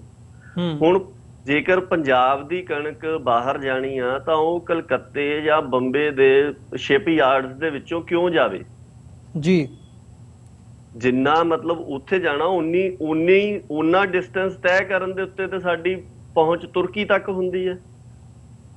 ਜਿੰਨਾ ਸਾਡੀ ਕਾਸਟ ਉਧਰ ਜਾਣ ਤੇ ਵੱਧਦੀ ਹੈ। ਪੱਛਮੀ ਬਾਰਡਰ ਜਿਹੜਾ ਬੰਦ ਕੀਤਾ ਹੋਇਆ, ਜੇ ਉਹ ਖੁੱਲਦਾ ਆ ਜੀ ਤਾਂ ਉਹਨਾਂ ਡਿਸਟੈਂਸ ਤੈਅ ਕਰਨ ਦੇ ਵਾਸਤੇ ਸਾਡਾ ਅਨਾਜ ਜਿੰਨੇ ਦੇ ਵਿੱਚ ਮਤਲਬ ਬਾਹਰ ਜਾਣ ਦੇ ਲਈ ਬੰਬੇ ਜਾਂ ਕਲਕੱਤੇ ਦੇ ਸ਼ਿਪ ਯਾਰਡ ਦੇ ਵਿੱਚ ਪਹੁੰਚਦਾ ਆ, ਉਹਨਾਂ ਸੜਕੀ ਸਫ਼ਰ ਤੈਅ ਕਰਨ ਦੇ ਉੱਪਰ ਤਾਂ ਉਹ ਤੁਰਕੀ ਤੱਕ ਪਹੁੰਚ ਜਾਂਦਾ ਹੈ। ਹਾਂਜੀ, ਔਰ ਇੱਧਰ ਸਾਰੀ ਜਿਹੜੀ ਮਾਰਕੀਟ ਆ ਉਹ ਪਈ ਹੋਈ ਹੈ ਜਿੱਥੋਂ ਅੱਗੇ ਸਾਰਾ ਲਾਂਘਾ ਜਿਹੜਾ ਆ ਉਹ ਮਿਲਦਾ ਆ। ਸੋ ਵਪਾਰ ਤੇ ਵਣਜ ਜਿਹੜਾ ਆ ਇਹ ਵੀ ਦੋਵੇਂ ਮਤਲਬ ਸਟੇਟ ਦੇ ਅਖਤਿਆਰ ਦੇ ਵਿੱਚ ਜਾਂ ਪੰਜਾਬ ਦੇ ਅਖਤਿਆਰ ਦੇ ਵਿੱਚ ਹੋਣੇ ਚਾਹੀਦੇ ਆ। ਸੋ ਚੌਥਾ ਨੁਕਤਾ ਉਹਦੇ ਵਿੱਚ ਜਿਹੜਾ ਆ ਉਹ ਕੁਦਰਤੀ ਸਾਧਨਾਂ ਦੇ ਉੱਪਰ ਹੱਕ ਦਾ ਆ। ਜਿਸ ਤਰ੍ਹਾਂ ਕਿ ਪੰਜਾਬ ਦਾ ਸਭ ਤੋਂ ਵੱਡਾ ਕੁਦਰਤੀ ਸਾਧਨ ਜਿਹੜਾ ਉਹ ਦਰਿਆਈ ਪਾਣੀ ਨੇ, ਉਹ ਸੈਂਟਰ ਦੇ ਕਬਜ਼ੇ ਦੇ ਹੇਠ ਨੇ। ਸੋ ਇਹਨਾਂ ਚਾਰ ਨੁਕਤਿਆਂ ਦੇ ਉੱਪਰ ਸਹਿਮਤੀ ਹੋਈ ਸੀ ਕਿ ਭਾਅ ਤੈਅ ਕਰਨ ਦੀ ਆਜ਼ਾਦੀ, ਵਣਜ ਕਰਨ ਦੀ ਆਜ਼ਾਦੀ, ਵਪਾਰ ਕਰਨ ਦੀ ਆਜ਼ਾਦੀ, ਤੇ ਚੌਥਾ ਜਿਹੜਾ ਆ ਉਹ ਕੁਦਰਤੀ ਸਰੋਤਾਂ ਨੂੰ ਮਾਨਣ ਦੀ ਆਜ਼ਾਦੀ, ਵੀ ਇਹ ਚਾਰ ਹੱਕ ਜਿਹੜੇ ਆ ਇਹਨਾਂ ਦੇ ਉੱਪਰ ਸੰਘਰਸ਼ ਜਿਹੜਾ ਉਹ ਹੋਣਾ ਚਾਹੀਦਾ। ਕਿਉਂਕਿ ਐਮਐਸਪੀ ਇਨਸ਼ੋਰ ਕਰਵਾ ਕੇ ਵੀ ਬੇਸ਼ੱਕ ਹੁਣ ਮੌਕੇ ਦਾ ਮੁੱਦਾ ਉਹ ਬਣਿਆ ਹੋਇਆ, ਪਰ ਆਪਾਂ ਜਿੱਦਾਂ ਪਹਿਲਾਂ ਵੀ ਗੱਲ ਕੀਤੀ ਸੀਗੀ ਕਿ ਮੁੱਦੇ ਜਿਹੜੇ ਨੇ ਉਹ ਕਦੀ ਵੀ ਖਿਲਾਅ ਦੇ ਵਿੱਚੋਂ ਨਹੀਂ ਪੈਦਾ ਹੁੰਦੇ। ਔਰ ਇੱਥੇ ਜਿਹੜਾ ਇਹ ਮੁੱਦਾ ਪੈਦਾ ਹੋਇਆ ਉਹ ਬੀਤੇ 7 ਦਹਾਕਿਆਂ ਦੇ ਦੌਰਾਨ ਜੋ ਮਿੱਥ ਕੇ ਹਾਲਾਤ ਬਣਾਏ ਗਏ ਆ ਉਹਨਾਂ ਹਾਲਾਤਾਂ ਦੀ ਉਪਜ ਹੈ। ਸੋ ਸਿਰਫ ਮੁੱਦੇ ਨੂੰ ਮੁਖਾਤਬ ਹੋਣ ਦੀ ਬਜਾਏ ਬਿਹਤਰ ਪਹੁੰਚ ਇਹ ਹੋਊਗੀ ਕਿ ਮੁੱਦੇ ਦੇ ਨਾਲ ਨਾਲ ਅਸੀਂ ਉਹਨਾਂ ਹਾਲਾਤਾਂ ਨੂੰ ਮੁਖਾਤਬ ਹੋਈਏ। ਰਿਆਇਤਾਂ ਦੀ ਬਜਾਏ ਸਮਰੱਥ ਹੋਣ ਦੀ ਜਿਹੜੀ ਗੱਲ ਹੈ ਉਹ ਏਜੰਡਾ ਹੋਣਾ ਚਾਹੀਦਾ। ਸੋ ਇਸੇ ਸੰਬੰਧ ਦੇ ਵਿੱਚ ਹੀ ਇਹ ਮਤਲਬ ਸਾਂਝੇ ਤੌਰ ਦੇ ਉੱਪਰ ਇਹ ਗੱਲਬਾਤ ਇਹਨਾਂ ਚਾਰਾਂ ਨੁਕਤਿਆਂ ਦੇ ਉੱਪਰ ਸਾਂਝੀ ਕੀਤੀ ਗਈ ਸੀ। ਜੀ ਬਿਲਕੁਲ। ਸੋ ਜਿਹੜੇ ਸਾਡੇ ਦਰਸ਼ਕ ਇਸ ਵਕਤ ਸਾਡੇ ਨਾਲ ਜੁੜੇ ਹੋਏ ਆ ਉਹ ਸਾਨੂੰ ਕਾਲਸ ਦੇ ਰਾਹੀਂ ਨੰਬਰ ਤੁਹਾਡੀ ਸਕਰੀਨ ਦੇ ਉੱਤੇ ਫਲੈਸ਼ ਹੋ ਰਿਹਾ, ਮੈਂ ਵੀ ਰਿਪੀਟ ਕਰ ਦਿੰਦਾ 5166191984। ਇਸ ਦੇ ਉੱਤੇ ਤੁਸੀਂ ਸਾਡੇ ਤੱਕ ਪਹੁੰਚ ਕਰ ਸਕਦੇ ਹੋ, ਆਪਣੇ ਸੁਝਾਅ ਜਾਂ ਸਵਾਲ ਤੁਸੀਂ ਸਾਨੂੰ ਪੁੱਛ ਸਕਦੇ ਹੋ। ਤੇ ਇਹ ਜਿਹੜਾ ਸਾਰਾ ਇਸ਼ੂ ਹੈ, ਤੁਹਾਡੇ ਕੀ ਵਿਚਾਰ ਨੇ ਇਸ ਬਾਬਤ ਕਿ ਕੱਲਾ ਜਿਹੜਾ MSP ਹੈ ਜਾਂ ਮੰਡੀ ਦਾ ਸਿਸਟਮ ਹੈ, ਵਾਪਸ ਅਸੀਂ ਉਹਦੀ ਗੱਲ ਜਿੱਥੇ ਕਰ ਰਹੇ ਹਾਂ ਉਹਦੇ ਤੋਂ ਬਿਯੋਂਡ ਦੇਖਣ ਦੇ ਸਾਨੂੰ ਲੋੜ ਹੈ ਇਸ ਵਕਤ ਪੰਜਾਬ ਨੂੰ ਜਾਂ ਕਿਰਸਾਨੀ ਨੂੰ ਇਸ ਸਾਰੇ ਪਾਰਟ ਦੇ ਉੱਤੇ। ਸੋ ਤੁਸੀਂ ਕਾਲਾਂ ਰਾਹੀਂ ਆਪਣੀ ਜਿਹੜੀ ਸਾਂਝ ਹੈ ਸਾਡੇ ਨਾਲ ਪਾ ਸਕਦੇ ਹੋ।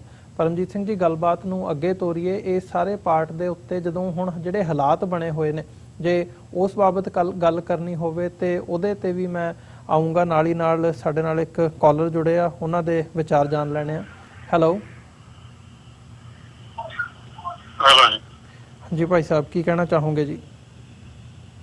ਹਾਂਜੀ, ਵਾਹਿਗੁਰੂ ਜੀ ਕਾ ਖਾਲਸਾ ਵਾਹਿਗੁਰੂ ਜੀ ਕੀ ਫਤਿਹ ਜੀ। ਜੀ ਤੁਹਾਡੇ ਗੈਸਟ ਨੂੰ ਵੀ ਵਾਹਿਗੁਰੂ ਜੀ ਕਾ ਖਾਲਸਾ ਵਾਹਿਗੁਰੂ ਜੀ ਫਤਿਹ। ਅੱਛਾ, ਮੇਰੀ ਜਿਹੜੀ ਇਹਨਾਂ ਨੇ ਵਿਚਾਰ ਪੇਸ਼ ਕੀਤੀ ਆ ਕਿ ਇਹ ਜੋ ਹੁਣ ਦੇ ਹਾਲਾਤ ਨੇ, ਇਹ ਪਿਛਲੇ 7 ਦਹਾਕਿਆਂ ਤੋਂ ਜਿਹੜਾ ਸਮਾਂ ਚੱਲਦਾ ਆ ਰਿਹਾ ਉਹਦੀ ਦੇਣ ਹੈਗੀ, ਉਹਦੀ ਉਪਜ ਆ ਜੀ। ਸੋ ਜਿਹੜਾ ਸੰਘਰਸ਼ ਕਿਸਾਨਾਂ ਦਾ ਹੁਣ ਚੱਲਿਆ, ਜੇ ਅਸੀਂ ਆਪਣੀ ਬੋਲੀ 'ਚ ਇਹ ਕਹੀਏ ਵੀ ਭਾਈ ਪੰਜਾਬ ਦੇ ਲੋਕ ਭਾਰਤੀ ਸਟੇਟ ਦੇ ਸਮੁੱਚੀ ਸਟੇਟ ਦੇ ਵਿਰੁੱਧ ਲੜਨ, ਉਹ ਤੇ ਉਹ ਸਮਝਦੇ ਨਹੀਂ ਅਜੇ ਤੱਕ। ਲੇਕਿਨ ਇੱਕ ਗੱਲ ਹੋਰ ਜ਼ਰੂਰ ਹੋ ਸਕਦੀ ਆ ਕਿ ਭਾਈ ਘੱਟੋ ਘੱਟ ਪੰਜਾਬ ਦੇ ਵਿੱਚੋਂ ਜਿਹੜਾ BJP ਆ ਜਾਂ ਉਹਦਾ ਕੋਈ ਵੀ ਸਹਿਯੋਗੀ ਹੈ, ਜੇ ਉਹਦਾ ਅਸੀਂ ਬਾਈਕਾਟ ਕਰਨ ਦਾ ਸੱਦਾ ਦਈਏ, ਸ਼ਾਇਦ ਪੰਜਾਬ ਦੇ ਲੋਕ ਸਮਝ ਜਾਣ ਕਿ ਘੱਟ ਤੋਂ ਘੱਟ ਇੱਕ ਇਸ ਚੀਜ਼ ਨੂੰ ਜਿਹੜਾ ਸਿਸਟਮ ਆ, ਪੂਰੇ ਸਿਸਟਮ ਦੇ ਨਾਲ, ਜਿਵੇਂ ਮੈਂ ਕਹਿ ਚੁੱਕਾ, ਲੜਨ ਦੀ ਅਜੇ ਸਮਰੱਥਾ ਨਹੀਂ ਜਾਂ ਸਮਝ ਨਹੀਂ ਹੈਗੀ। ਲੋਕ ਅਕਾਲੀ ਤੇ ਕਾਂਗਰਸ ਦੇ ਜੁਗਾੜ ਵਿੱਚ ਫਸੇ ਆ ਤੇ ਲੇਕਿਨ ਹੁਣ BJP ਨਾ ਅਕਾਲੀਆਂ ਦੀ ਪਰਵਾਹ ਕਰਦੀ, ਨਾ ਕਾਂਗਰਸੀਆਂ ਦੀ ਕਰਦੀ ਹੈ। ਜਿਵੇਂ ਅੱਜ ਪ੍ਰਧਾਨ ਸਾਹਿਬ ਚੰਡੀਗੜ੍ਹ ਘੇਰਨ ਚਲੇ ਗਏ, ਕਈ ਗੱਲ ਤੇ ਦਿੱਲੀ ਤੋਂ ਚੱਲੀ, ਚੰਡੀਗੜ੍ਹ ਘੇਰਿਆ ਕੀ ਬਣੂਗਾ। ਸੋ ਮੈਂ ਗਾਜੀ ਸਾਹਿਬ ਨੂੰ ਇਹ ਬੇਨਤੀ ਕਰਨਾ ਚਾਹੁੰਦਾ ਕਿ ਜਿਹੜਾ ਕਿਸਾਨਾਂ ਦੀਆਂ 31 ਜਥੇਬੰਦੀਆਂ ਤੇ ਉਹਨਾਂ ਵਿੱਚ ਵੀ ਕੋਈ ਏਕਤਾ ਹੈ ਨਹੀਂ, ਜੇ ਉਹਨਾਂ ਨੇ ਵੀ ਕੈਪਟਨ ਦੇ ਕੋਲੇ ਜਾ ਕੇ ਬੈਠਣਾ ਜਾਂ ਸੁਖਬੀਰ ਬਾਦਲ ਕੋਲ ਬੈਠਣਗੇ। ਪਰ ਜਿਹੜਾ ਨੌਜਵਾਨ ਇਸ ਮੌਕੇ ਤੇ ਸੜਕਾਂ ਤੇ ਆਇਆ, ਕਿ ਉਹਨਾਂ ਨੂੰ ਜੇ ਕਿਸੇ ਢੰਗ ਦੀ ਕੋਈ ਸੁਚੱਜੀ ਸੇਧ ਦਿੱਤੀ ਜਾ ਸਕਦੀ ਹੈ, ਉਹਦੇ ਤੇ ਵਿਚਾਰ ਕਰਨੀ ਬਹੁਤ ਜ਼ਰੂਰੀ ਹੈ। ਤੇ ਨਹੀਂ ਤੇ ਇੱਕ ਸਰਦਾਰ ਦੇ ਬਾਝੋਂ ਫੌਜਾਂ ਜਿੱਤ ਕੇ ਅੰਤ ਨੂੰ ਹਾਰੀਆਂ ਵਾਲੀ ਗੱਲਬਾਤ ਹੋ ਜਾਣੀ ਹੈ। ਤੇ ਧਰਨੇ ਚਾਹੇ ਉਹ 10 ਦਿਨ ਲਾ ਲੈਣਗੇ, 2 ਮਹੀਨੇ ਲਾ ਲੈਣਗੇ, ਜੇ ਪੰਥ ਦੀ ਕਿਸੇ ਸੂਝਵਾਨ ਸ਼ਕਤੀ ਨੇ ਇਕੱਠੇ ਹੋ ਕੇ ਇਸ ਉਭਾਰ ਨੂੰ ਨਾ ਸੰਭਿਆ ਤੇ ਇਹ ਵੀ ਉਹ ਰਾਜਵਾਣੇ ਵਾਲਾ, ਜਿਵੇਂ ਰਾਜਵਾਣੇ ਦੀ ਫਾਂਸੀ ਤੇ ਕੌਮ ਉੱਠੀ ਸੀ ਤੇ ਮੁੜ ਕੇ ਇੱਕਦਮ ਫੇਰ ਬਹਿ ਗਈ। ਹਰ ਤਰ੍ਹਾਂ ਮੈਂ ਇਸ ਚੀਜ਼ ਨੂੰ ਬੇਨਤੀ ਕਰਨੀ ਚਾਹੁੰਦਾ ਕਿ ਘੱਟ ਤੋਂ ਘੱਟ ਮੋਦੀ ਦੀ BJP ਦਾ ਜਾਂ ਉਹਦੇ ਸਹਿਯੋਗੀਆਂ ਦਾ ਬਾਈਕਾਟ ਕਰਵਾਇਆ ਜਾ ਸਕਦਾ ਇਸ ਮੌਕੇ ਤੇ ਪੰਜਾਬ ਦੇ ਵਿੱਚ। ਵਾਹਿਗੁਰੂ ਜੀ ਕਾ ਖਾਲਸਾ ਵਾਹਿਗੁਰੂ ਜੀ ਕੀ ਫਤਿਹ। ਹਾਂਜੀ ਗਾਜ਼ੀ ਸਾਹਿਬ, ਕਿਵੇਂ ਸਮਝਦੇ ਹੋ ਇਸ ਜਿਹੜਾ ਇਹ ਪਾਰਟ ਹੈ ਵੀ ਜਿਵੇਂ ਹੁਣ ਸ਼ੰਭੂ ਬਾਰਡਰ ਦੇ ਉੱਤੇ ਜਿਹੜਾ ਹੈ ਬੰਦ ਕਰਨ ਦੀ ਲਾਈਨ ਆਈ, ਜਾਂ ਰਿਲਾਇੰਸ ਦੇ ਪੰਪ ਜਾਂ ਉਹਨਾਂ ਦੇ Jio SIM ਉਹਨਾਂ ਕੰਪਨੀਆਂ ਦਾ ਬਾਈਕਾਟ ਕਰਨ ਦੀ ਲਾਈਨ ਆਈ, ਇਹ ਕਿੰਨਾ ਕੁ ਇਫੈਕਟਿਵ ਵੇ ਹੈ? ਤੇ ਜਦੋਂ ਸਿਆਸੀ ਪਾਰਟੀਆਂ ਤੋਂ ਕਿਨਾਰਾ ਕਰਨ ਦੀ ਲਾਈਨ ਵੀ ਨਜ਼ਰ ਆ ਰਹੀ ਹੈ ਨੌਜਵਾਨਾਂ ਦੇ ਵਿੱਚ ਵੀ, ਜੀ ਅਸੀਂ ਸਿਆਸਤ ਤੋਂ ਦੂਰ ਹੋ ਕੇ ਲੋਕਾਂ ਦੇ ਸੰਘਰਸ਼ ਬਣ ਕੇ ਹੀ ਇਸ ਨੂੰ ਲੀਡ ਕਰਨਾ ਹੈ। ਸੋ ਕਿਵੇਂ ਦੇਖਦੇ ਹੋ ਜਿਹੜੀ ਇਹ ਗੱਲ ਕੀਤੀ ਗਈ ਆ? ਨਹੀਂ, ਇਹਦੇ ਵਿੱਚ ਤਾਂ ਕੋਈ ਮਤਲਬ ਆਪਾਂ ਕਹੀਏ ਕਿ ਸ਼ੱਕ ਦੀ ਗੁੰਜਾਇਸ਼ ਨਹੀਂ ਹੈਗੀ, ਕਿਉਂਕਿ 2 ਚੀਜ਼ਾਂ ਹੁੰਦੀਆਂ ਅਮਰਵੀਰ ਜੀ। ਇੱਕ ਚੀਜ਼ ਹੁੰਦੀ ਹੈ ਨੀਤੀ ਲਈ, ਜਾਂ ਆਪਾਂ ਕਹਿ ਲਈਏ ਕਿ ਬਿਰਤਾਂਤ ਹੁੰਦਾ, ਨਰੇਟਿਵ ਹੁੰਦਾ। ਦੂਸਰੀ ਗੱਲ ਜਿਹੜੀ ਆ ਉਹ ਪੈਂਤੜੇ ਦੀ ਹੁੰਦੀ ਆ ਜਾਂ ਟੈਕਟਿਕਸ ਦੀ ਹੁੰਦੀ ਆ। ਤਾਂ ਜਿੰਨੇ ਵੀ ਟੈਕਟਿਕਸ ਆਪਾਂ ਨੂੰ ਲੱਗਣ ਕਿ ਇਹ ਕਾਰਗਰ ਹੋ ਸਕਦੇ ਨੇ, ਜਿੰਨੇ ਵੀ ਪੈਂਤੜੇ ਲੱਗਣ ਕਿ ਆਹ ਪੈਂਤੜੇ ਜਿਹੜੇ ਆ ਇਹ ਮੌਕੇ ਦੇ ਉੱਪਰ ਕੰਮ ਦੇ ਸਕਦੇ ਆ, ਉਹ ਸਾਰੇ ਹੀ ਅਪਣਾਉਣੇ ਚਾਹੀਦੇ ਆ। ਔਰ ਭਾਈ ਸਾਹਿਬ ਦੀ ਗੱਲ ਠੀਕ ਸੀਗੀ ਕਿ ਉਹਦੇ ਵਿੱਚੋਂ ਇਹ ਇੱਕ ਪੈਂਤੜਾ ਹੋ ਸਕਦਾ ਹੈ, ਕਾਫੀ ਇਫੈਕਟਿਵ ਪੈਂਤੜਾ ਹੋ ਸਕਦਾ। ਔਰ ਜਿਹੜਾ ਇੱਕ ਸਿਚੁਏਸ਼ਨ ਦਾ ਐਨਾਲਿਸਿਸ ਇਹਨਾਂ ਨੇ ਦਿੱਤਾ, ਉਹਦੇ ਨਾਲ ਵੀ ਮੈਂ ਇਤਫਾਕ ਰੱਖਦਾ, ਉਹ ਠੀਕ ਹੈ ਇਹਨਾਂ ਦਾ। ਔਰ ਉਹਦੇ ਮੁਤਾਬਕ ਇਹ ਪੈਂਤੜਾ ਇੱਕ ਕਾਰਗਰ ਪੈਂਤੜਾ ਹੋ ਸਕਦਾ। ਆਪਾਂ ਜਿਹੜੀ ਨਾਲ ਦੀ ਨਾਲ ਬੇਨਤੀ ਕਰ ਰਹੇ ਹਾਂ ਉਹ ਇਹ ਹੈ ਕਿ ਇਹ ਪੈਂਤੜਾ ਕਿਸ ਗੱਲ ਦੇ ਵਾਸਤੇ ਅਪਣਾਇਆ ਜਾਣਾ। ਉਹ ਗੱਲ ਜਿਹੜੀ ਆ ਉਹ ਮਤਲਬ ਜਿੱਦਾਂ ਤੁਸੀਂ ਲਫ਼ਜ਼ ਵਰਤੇ ਸੀਗੇ ਕਿ ਦਿੱਤੇ ਹੋਏ ਦਾਇਰਿਆਂ ਤੋਂ ਬਿਯੋਂਡ ਜਾ ਕੇ ਮਤਲਬ ਉਹ ਗੱਲ ਮਿੱਥੀ ਜਾਵੇ। ਸੋ ਉਹ ਵੀ ਨਾਲ ਦੀ ਨਾਲ ਕਰਨਾ ਚਾਹੀਦਾ। ਇਹ ਦੋਵੇਂ ਗੱਲਾਂ ਇੱਕ ਦੂਸਰੇ ਨੂੰ ਸਪਲੀਮੈਂਟ ਕਰਦੀਆਂ ਨੇ। ਵੀ ਬਿਰਤਾਂਤ ਜਿਹੜਾ ਆ ਸਾਡਾ ਉਹ ਵੱਡੇ ਦਾਇਰੇ ਦੇ ਵਿੱਚ ਹੋਣਾ ਚਾਹੀਦਾ, ਪੈਂਤੜੇ ਜਿਹੜੇ ਆ ਉਹ ਬਿਲਕੁਲ ਫੋਕਸਡ ਹੋਣੇ ਚਾਹੀਦੇ ਆ, ਔਰ ਉਹਦੇ 'ਚ ਇਹ ਪੈਂਤੜਾ ਠੀਕ ਆ। ਔਰ ਮੇਰੇ ਖਿਆਲ ਦੇ ਵਿੱਚ ਉਹਨਾਂ ਨੇ ਜਿਹੜੀਆਂ ਵੀ ਜਥੇਬੰਦੀਆਂ ਸੰਘਰਸ਼ ਕਰ ਰਹੀਆਂ ਆ ਕਿਸਾਨਾਂ ਦੀਆਂ, ਉਹਨਾਂ ਦੇ ਵੱਲੋਂ ਇਹ ਗੱਲ ਕਹੀ ਵੀ ਗਈ ਆ ਕਿ ਅਸੀਂ ਬੀਜੇਪੀ ਦੇ ਜਿਹੜੇ ਲੀਡਰ ਆ ਉਹਨਾਂ ਦਾ ਘਿਰਾਓ ਕਰਾਂਗੇ, ਤੇ ਜਿਹੜੀ ਇਹਨਾਂ ਨੇ ਗੱਲ ਸੁਜੈਸਟ ਕੀਤੀ ਆ ਉਹ ਵੀ ਇਸੇ ਲੀਹ ਦੇ ਉੱਪਰ ਆ, ਔਰ ਇਫੈਕਟਿਵ ਪੈਂਤੜਾ ਹੋ ਸਕਦਾ। ਪਰ ਜਿਹੜੇ ਇਸ ਵਕਤ ਹਾਲਾਤ ਬਣੇ ਹੋਏ ਨੇ, ਕੀ ਸਮਝਦੇ ਹੋ ਗਰਾਊਂਡ ਲੈਵਲ ਦੇ ਉੱਤੇ, ਤੁਸੀਂ ਉੱਥੇ ਬੈਠੇ ਹੋ, ਲੋਕਾਂ ਦੇ ਵਿੱਚ ਜਿਹੜੀ ਜਾਗਰੂਕਤਾ ਹੈ, ਜਿਹੜੀ ਅਵੇਅਰਨੈਸ ਹੈ, ਕਿਤੇ ਨਾ ਕਿਤੇ ਸਿਆਸੀ ਪਾਰਟੀਆਂ ਆਪਣੇ ਉਹਦੇ 'ਚ ਲੱਗੀਆਂ ਹੋਈਆਂ ਨੇ? ਜਿਵੇਂ ਅਕਾਲੀ ਦਲ ਬਾਦਲ ਦਾ ਜ਼ਿਕਰ ਹੋਇਆ, ਉਹ ਪਹਿਲਾਂ ਅਸਤੀਫਾ ਦੇਣ ਤੋਂ ਲੈ ਕੇ ਉਹ ਤੋਂ ਬਾਅਦ ਬੀਜੇਪੀ ਨਾਲ ਨਾਤਾ ਤੋੜਨ ਤੋਂ ਲੈ ਕੇ ਹੁਣ ਜਿਹੜਾ ਮਾਰਚ ਹੈ ਉਹ ਕੱਢਿਆ ਗਿਆ ਚੰਡੀਗੜ੍ਹ ਤੱਕ। ਸੋ ਕਿਤੇ ਨਾ ਕਿਤੇ ਉਹਨਾਂ ਵੱਲੋਂ ਵਾਪਸ ਪੰਥਕ ਏਜੰਡੇ ਵੱਲ ਮੁੜਨ ਦੀ ਲਾਈਨ ਨਜ਼ਰ ਆ ਰਹੀ ਹੈ। ਇਹੀ ਗੱਲ ਕਾਂਗਰਸ ਵੱਲੋਂ ਵੀ ਕੀਤੀ ਜਾ ਰਹੀ ਹੈ ਕਿ ਅਸੀਂ ਜੀ ਹੋ ਸਕਦਾ ਛੇਤੀ ਹੀ ਸਦਨ ਦੇ ਵਿੱਚ, ਵਿਧਾਨ ਸਭਾ ਦੇ ਵਿੱਚ ਜਿਹੜਾ ਮਤਾ ਹੈ ਉਹ ਲਿਆਂਦਾ ਜਾਵੇ ਇਹਨਾਂ ਕਾਨੂੰਨਾਂ ਦੇ ਖਿਲਾਫ, ਜਿਹਦਾ ਕਾਂਗਰਸ ਦੀ ਪ੍ਰਧਾਨ ਸੋਨੀਆ ਗਾਂਧੀ ਵੱਲੋਂ ਕਿਤੇ ਨਾ ਕਿਤੇ ਡਾਇਰੈਕਟਲੀ ਇਹ ਗੱਲ ਕਹੀ ਵੀ ਗਈ ਹੈ ਕਾਂਗਰਸ ਤੇ ਸੂਬੇ ਵਾਲੀਆਂ ਸਰਕਾਰਾਂ ਨੂੰ। ਸੋ ਜਿੱਥੇ ਇੱਕ ਪਾਸੇ ਸਿਆਸਤ ਹੈ, ਦੂਜੇ ਪਾਸੇ ਲੋਕ ਤੇ ਕਿਸਾਨ ਜਥੇਬੰਦੀਆਂ ਖੜੀਆਂ ਨੇ, ਇਸ ਵਕਤ ਕੋਈ ਕਲੀਅਰ ਲਾਈਨ ਨਹੀਂ ਨਜ਼ਰ ਆ ਰਹੀ ਕਿ ਗੱਲ ਜਾਊਗੀ ਕਿੱਧਰ ਨੂੰ।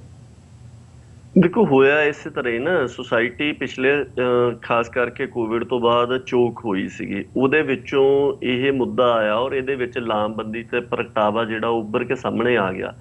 ਉਹ ਪ੍ਰਗਟਾਵਾ ਕੇਸ ਬਿਰਤਾਂਤ ਦੇ ਤਹਿਤ ਵਿਚਰੇ ਜਾਂ ਕਿਸ ਗੱਲ ਨੂੰ ਡਾਇਰੈਕਟਡ ਹੋਵੇ, ਇਹਦੇ ਉੱਤੇ ਸਾਰਿਆਂ ਦੀ ਆਪੋ ਆਪਣੀ ਸਮਝ ਹੈ। ਦੇਖੋ, ਸਿਆਸੀ ਪਾਰਟੀਆਂ ਬਾਰੇ ਤਾਂ ਮੇਰੇ ਖਿਆਲ ਦੇ ਵਿੱਚ ਕੋਈ ਸ਼ੱਕ ਹੈ ਹੀ ਨਹੀਂਗਾ, ਉਹਨਾਂ ਦੀ ਸਾਰੀ ਜਿਹੜੀ ਦੌੜ ਆ ਉਹ ਸੂਬੇਦਾਰੀ ਤੱਕ ਦੀ ਹੁੰਦੀ ਹੈ, ਔਰ ਉਹਨਾਂ ਨੂੰ ਸੂਬੇਦਾਰੀ ਦੀਆਂ ਸ਼ਰਤਾਂ ਦਾ ਵੀ ਪਤਾ ਆ ਕਿ ਜੋ ਮਤਲਬ ਹੁਕਮਰਾਨ ਦੀ ਜੋ ਦਿੱਲੀ ਤਖਤ ਦੀ ਲਾਈਨ ਆ ਉਹਦੇ ਬਹੁਤ ਅੰਦਰ ਰਹਿ ਕੇ ਤੁਹਾਨੂੰ ਸੂਬੇਦਾਰੀ ਮਿਲਣੀ ਆ, ਉਹਦੇ ਤੋਂ ਬਾਹਰ ਜਾਣ ਦੀ ਗੱਲ ਨਹੀਂ ਕਰਨੀ। ਸੋ ਬੇਸ਼ੱਕ ਵਿਧਾਨ ਸਭਾ ਦਾ ਸੈਸ਼ਨ ਬੁਲਾਇਆ ਜਾਂਦਾ ਆ ਟੈਕਟਿਕਸ ਦੇ ਤੌਰ ਦੇ ਉੱਪਰ, ਠੀਕ ਹੈ, ਪਰ ਗੱਲ ਤੇ ਇਹ ਆ ਵੀ ਕਾਹਦੇ ਵਾਸਤੇ ਬੁਲਾਇਆ ਜਾਣਾ? ਕੀ ਪੰਜਾਬ ਨੂੰ ਆਪਣੀ ਫਸਲ ਦਾ ਆਪ ਮੁੱਲ ਤੈਅ ਕਰਨ ਦਾ, ਭਾਅ ਤੈਅ ਕਰਨ ਦਾ ਹੱਕ ਲੈਣ ਦੇ ਵਾਸਤੇ ਬੁਲਾਇਆ ਜਾਣਾ?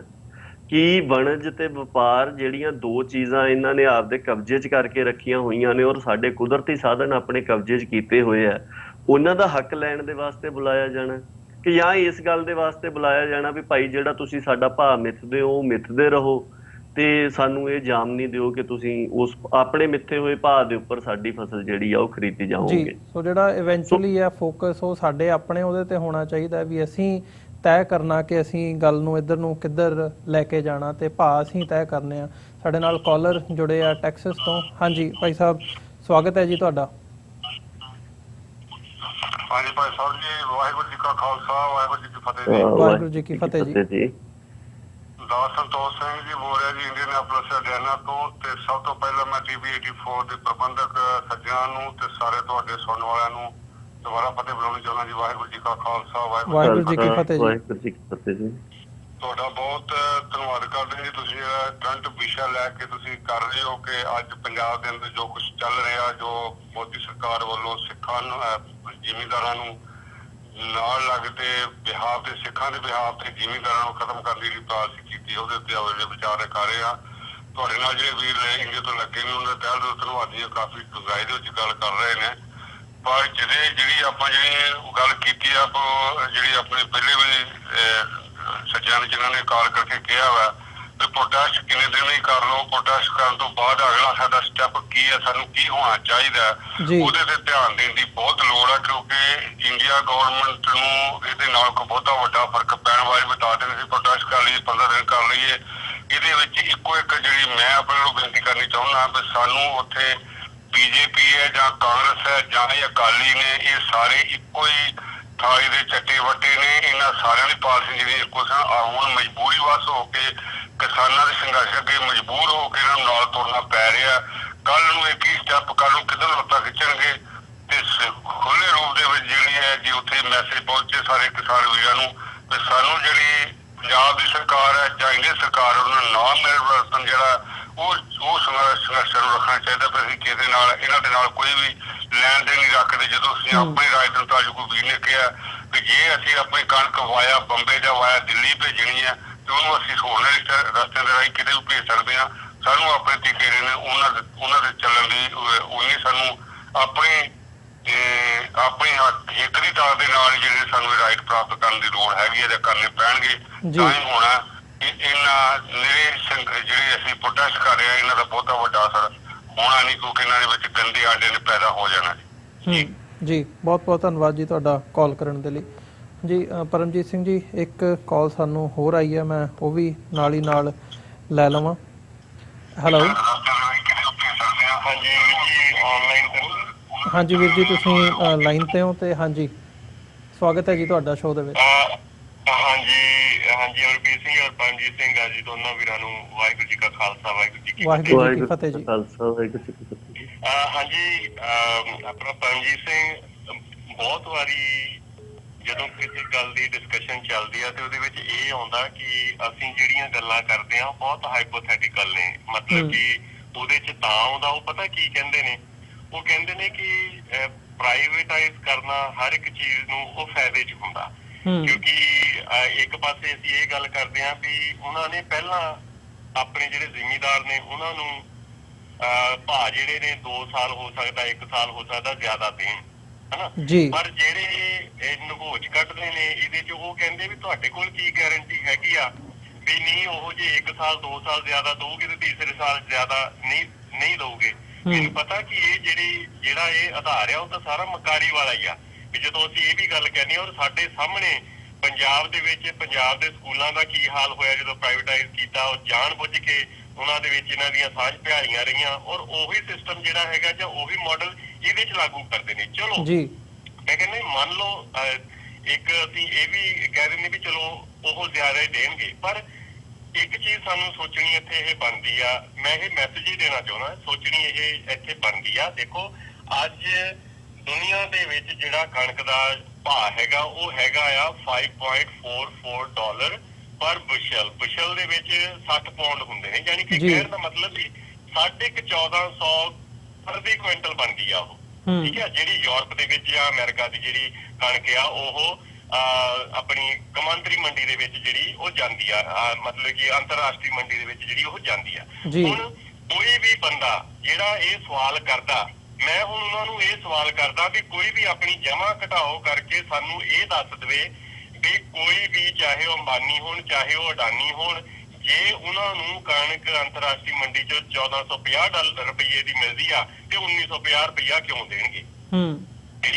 ਜਿਹੜੀ ਇਹ ਗੱਲ ਇਹ ਕਰਦੇ ਨੇ। ਮੇਰਾ ਸਵਾਲ ਹੈ ਉਹਨਾਂ ਸਾਰੇ ਸੱਜਣਾ ਨੂੰ ਜਿਹੜੇ ਭੱਦਰ ਪੁਰਸ਼ ਨੇ ਜਾਂ ਜਿਹੜੇ ਸਿਆਣੇ ਲੋਕ ਨੇ ਜਿਹੜੇ ਕਹਿੰਦੇ ਨੇ ਕਿ ਨਹੀਂ ਇਹ ਕਿਸਾਨ ਜਿਹੜੇ ਨੇ ਸਿਰਫ ਰੌਲਾ ਪਾ ਰਹੇ ਨੇ, ਸਿਰਫ ਇੱਕ ਵਹਿਮ ਆ ਜਾਂ ਇੱਕ ਸਿਰਫ ਆਊਟ ਆਫ ਡਰ ਜਿਹੜਾ ਹੈਗਾ ਉਹ ਸਾਰਾ ਕੁਝ ਕਰ ਰਹੇ ਨੇ। ਇਹ ਇੱਕ ਨੁਕਤਾ ਆ ਜਿਹੜਾ ਬਹੁਤ ਮਤਲਬ ਕਿ ਪ੍ਰੈਕਟੀਕਲ ਆ। ਦੂਸਰੀ ਗੱਲ ਜਿਹੜੀ ਹੈਗੀ ਆ ਵੀ ਅੱਜ ਤੱਕ ਮੋਦੀ ਗਵਰਨਮੈਂਟ ਨੇ ਕੋਈ ਵੀ ਚੀਜ਼ ਜਿਹੜੀ ਹੈਗੀ ਆ ਉਹ ਇਹ ਗਿਣਾਤੀ ਜਾਵੇ ਵੀ ਉਹਨਾਂ ਨੇ ਕੋਈ ਵੀ ਫੈਸਲਾ ਲਿਆ, ਚਾਹੇ ਡਿਮੋਨੇਟਾਈਜੇਸ਼ਨ ਦਾ ਸੀ, ਚਾਹੇ GST ਦਾ ਸੀਗਾ, ਚਾਹੇ ਕੋਈ ਵੀ ਦੂਸਰੇ ਤੀਸਰੇ 15 ਲੱਖ ਵਾਲੀਆਂ ਸਕੀਮਾਂ ਸੀਗੀਆਂ, 2-2 ਕਰੋੜ ਦੀਆਂ ਨੌਕਰੀਆਂ ਸੀ, ਕੋਈ ਵੀ ਚੀਜ਼ ਜਿਹੜੀ ਹੈਗੀ ਉਹ ਪੂਰੀ ਕੀਤੀ ਹੋਵੇ ਤੇ ਉਹ ਦੱਸ ਸਕਦੇ ਨੇ। ਮੈਂ ਸਿਰਫ ਇਹ ਚੀਜ਼ ਇਹ ਤੋਂ ਅੱਗੇ ਤੁਸੀਂ ਕੋਈ ਟਿੱਪਣੀ ਕਰਨੀ ਆ ਇਹ ਗੱਲ ਮੈਂ ਉਹ ਨਹੀਂ ਕਹੀ। ਜੇ ਤੁਸੀਂ ਉਸ ਚੀਜ਼ ਨੂੰ ਹੋਰ ਵਧਾ ਕੇ ਦੱਸਣਾ ਚਾਹੁੰਦੇ ਆ ਤੇ ਬਹੁਤ ਧੰਨਵਾਦ ਹੋਊਗਾ ਜੀ। ਬਹੁਤ ਬਹੁਤ ਧੰਨਵਾਦ ਜੀ ਹਰਪ੍ਰੀਤ ਸਿੰਘ ਜੀ ਤੁਹਾਡਾ ਕਾਲ ਕਰਨ ਦੇ ਲਈ।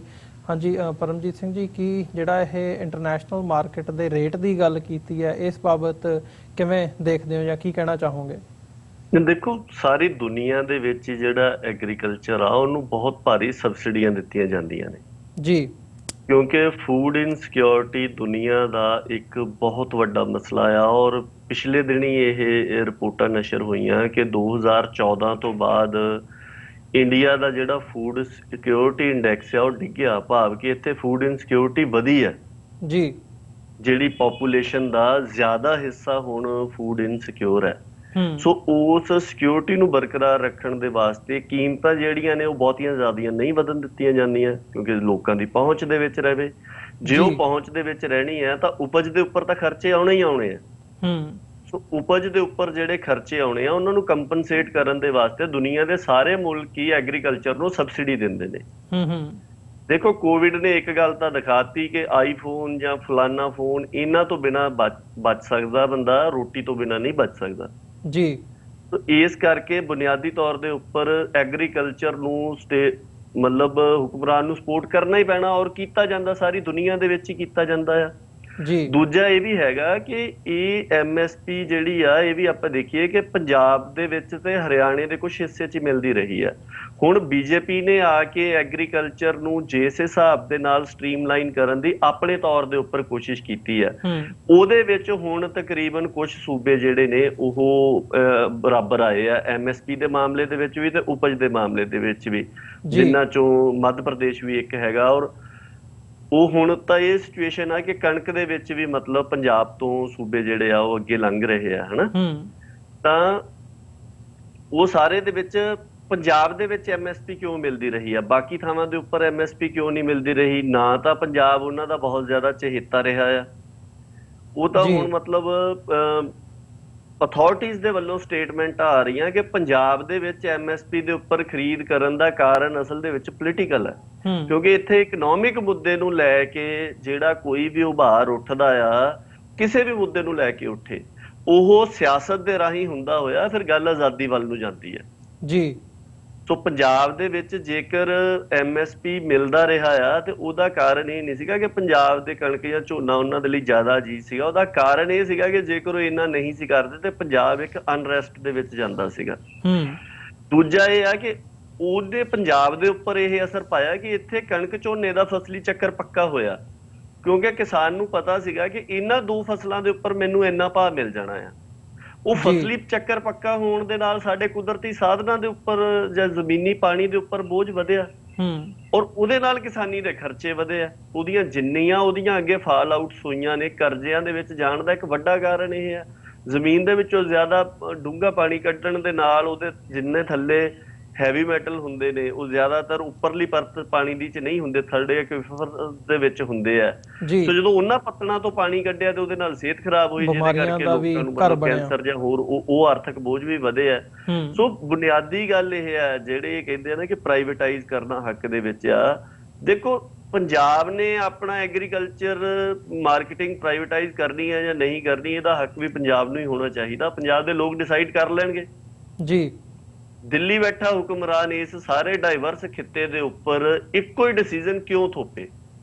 ਜਿੱਥੋਂ ਦੇ ਹਾਲਾਤ ਵੱਖੋ ਵੱਖਰੇ ਨੇ, ਜਿੱਥੋਂ ਦੀਆਂ ਲੋੜਾਂ ਵੱਖੋ ਵੱਖਰੀਆਂ ਨੇ, ਜਿੱਥੋਂ ਦੀਆਂ ਉਮੰਗਾਂ ਵੱਖੋ ਵੱਖਰੀਆਂ ਨੇ। ਸੋ ਬੁਨਿਆਦੀ ਗੱਲ ਤਾਂ ਇਹ ਹੈ, ਇਹਦੇ ਪਿੱਛੇ ਇਕਨੋਮਿਕ ਰੀਜ਼ਨਸ ਨਹੀਂ ਹੈਗੇ। ਇਹ ਜਿੰਨੇ ਵੀ ਆਰਗੂਮੈਂਟ ਆ ਉਹ ਇਕਨੋਮਿਕ ਦਾਇਰੇ ਦੇ ਵਿੱਚੋਂ ਨਿਕਲ ਕੇ ਆਉਂਦੇ ਆ, ਔਰ ਉਹ ਬੰਦੇ ਜਾਣ ਬੁੱਝ ਕੇ ਜਾਂ ਕਹਿ ਲਓ ਕਿ ਅਣਜਾਣੇ ਦੇ ਵਿੱਚ ਇਸ ਮਾਮਲੇ ਦੇ ਸਿਆਸੀ ਪੱਖਾਂ ਨੂੰ ਛੁਟਿਆਉਂਦੇ ਨੇ ਜਾਂ ਦੁਰਕਾਰਦੇ ਨੇ। ਇਸੇ ਕਰਕੇ ਹੀ ਪ੍ਰੋਬਲਮਸ ਜਿਹੜੀਆਂ ਆ ਉਹ ਅੱਗੇ ਤੋਂ ਅੱਗੇ ਗੰਭੀਰ ਹੁੰਦੀਆਂ ਜਾਂਦੀਆਂ ਜੀ। ਬਿਲਕੁਲ, ਮੈਂ ਥੋੜਾ ਜਿਹਾ ਤੁਹਾਨੂੰ ਰੋਕੂੰਗਾ। ਸਾਡੇ ਨਾਲ ਇੱਕ ਕਾਲਰ ਜੁੜੇ ਨੇ। ਹਾਂਜੀ, ਤੁਸੀਂ ਲਾਈਨ ਤੇ ਹੋ ਜੀ, ਤੁਹਾਡਾ ਸਵਾਗਤ ਹੈ। ਹਾਂਜੀ, ਵਾਹਿਗੁਰੂ ਜੀ ਕਾ ਖਾਲਸਾ, ਵਾਹਿਗੁਰੂ ਜੀ ਕੀ ਫਤਿਹ ਜੀ। ਹਾਂਜੀ ਵੀਰ ਜੀ, ਤੁਹਾਡਾ ਪ੍ਰੋਗਰਾਮ ਸੁਣ ਰਿਹਾ ਸੀਗਾ ਮੈਂ। ਮੈਂ ਕੱਲ ਇੰਟਰਵਿਊ ਸੁਣ ਰਿਹਾ ਸੀਗਾ ਵੀਰ ਜੀ ਉਹਨਾਂ ਦੇ ਚੈਨਲ ਤੋਂ ਹੀ, ਸਿੱਖ ਸਿਆਸਤ ਦੇ ਉੱਪਰ ਹੀ ਇਹਨਾਂ ਨੇ ਸਰਦਾਰ ਅਜਮੇਰ ਸਿੰਘ ਉਹਨਾਂ ਨੇ ਇੱਕ ਇੰਟਰਵਿਊ ਕੀਤੀ ਸੀਗੀ। ਉਹ ਬਹੁਤ ਉਹਨਾਂ ਨੇ ਇੱਕ ਬਹੁਤ ਵਧੀਆ ਮੁੱਦਾ ਉਠਾਇਆ ਉਹਨਾਂ ਨੇ। ਹੁਣ ਜਿਵੇਂ ਉਹਨਾਂ ਨੇ ਦੱਸਿਆ ਵੀ ਅੰਦੋਲਨ ਦਾ ਭਾਰ ਹੁਣ ਵੀ ਸਿਖਰ ਤੇ ਚੜਿਆ ਹੋਇਆ ਇੱਕ ਤਰ੍ਹਾਂ ਨਾਲ, ਹਨਾ ਵੀ ਇਹ ਆਪਾਂ ਨੂੰ ਸੋਚਣ ਦੀ ਲੋੜ ਹੈ ਵੀ ਜਿਹੜੇ ਪਹਿਲੇ ਇਹਨਾਂ ਨੇ ਕਾਨੂੰਨ ਆਰਡੀਨੈਂਸ ਪਾਸ ਕੀਤੇ ਹੈਗੇ ਨੇ, ਜਿਹੜੇ ਫਾਰਮਿੰਗ ਸੋਧ ਜਿਵੇਂ ਕਹਿੰਦੇ ਹੈਗੇ ਨੇ, ਜਿਹੜੇ ਹੁਣ ਬਣਾਏ ਨੇ ਇਹਨਾਂ ਨੇ ਜਿਹੜੇ ਬਿੱਲ, ਉਹਦੇ ਪਿੱਛੇ ਖਾਸਾ ਕੀ ਆ ਉਹਨਾਂ ਦੀ, ਮਤਲਬ ਉਹਨਾਂ ਦੀ ਮਾਨਸਿਕਤਾ ਕੀ ਆ? ਪਹਿਲੀ ਗੱਲ ਤਾਂ ਇਹ, ਚਲੋ ਸਾਰੇ ਮੰਨਦੇ ਨੇ MSP ਹੈਗੀ ਆ, ਪਰ ਕੱਲੀ MSP ਦੀ ਗੱਲ ਨਹੀਂ ਹੈਗੀ, ਉਹਦੇ ਪਿੱਛੇ ਸੋਚ ਕੀ ਕੰਮ ਕਰ ਰਹੀ ਹੈ ਉਹ ਜ਼ਿਆਦਾ ਜ਼ਰੂਰੀ ਹੈ। ਕਿਉਂਕਿ ਜੇ ਕੱਲੀ MSP ਦੀ ਗੱਲ ਹੁੰਦੀ ਤਾਂ ਕਾਰਪੋਰੇਟ ਨੂੰ ਚਲੋ ਇਹਨਾਂ ਨੇ ਫਾਇਦਾ ਦੇਣਾ ਹੈਗਾ, ਕਿਉਂਕਿ ਇਵੈਂਚੁਅਲੀ ਤਾਂ ਕਾਰਪੋਰੇਟ ਰਨ ਕਰਦੀ ਹੈ ਸਰਕਾਰਾਂ ਜੀ। ਪਰ ਸਰਕਾਰ ਜਿਹੜੀ ਆਪਣੀ ਸੈਂਟਰ ਦੀ ਸਰਕਾਰ ਹੈ, ਇਹਨਾਂ ਰਿਸਕ ਨਹੀਂ ਲੈ ਸਕਦੀ ਆਪਦਾ ਵੋਟ ਬੈਂਕ ਐਡਾ ਤਕੜਾ, ਖਾਸ ਕਰਕੇ ਪੰਜਾਬ ਵਰਗੇ ਸੂਬੇ ਵਿੱਚ ਜਿੱਥੇ ਇਹਨਾਂ ਦਾ ਕੋਈ ਆਧਾਰ ਹੀ ਹੈ ਨਹੀਂ। ਹੁਣ ਤਾਂ ਜਮਾ ਹੀ ਚੱਕਿਆ ਜਾਊ ਇਹਨਾਂ ਦਾ ਆਧਾਰ।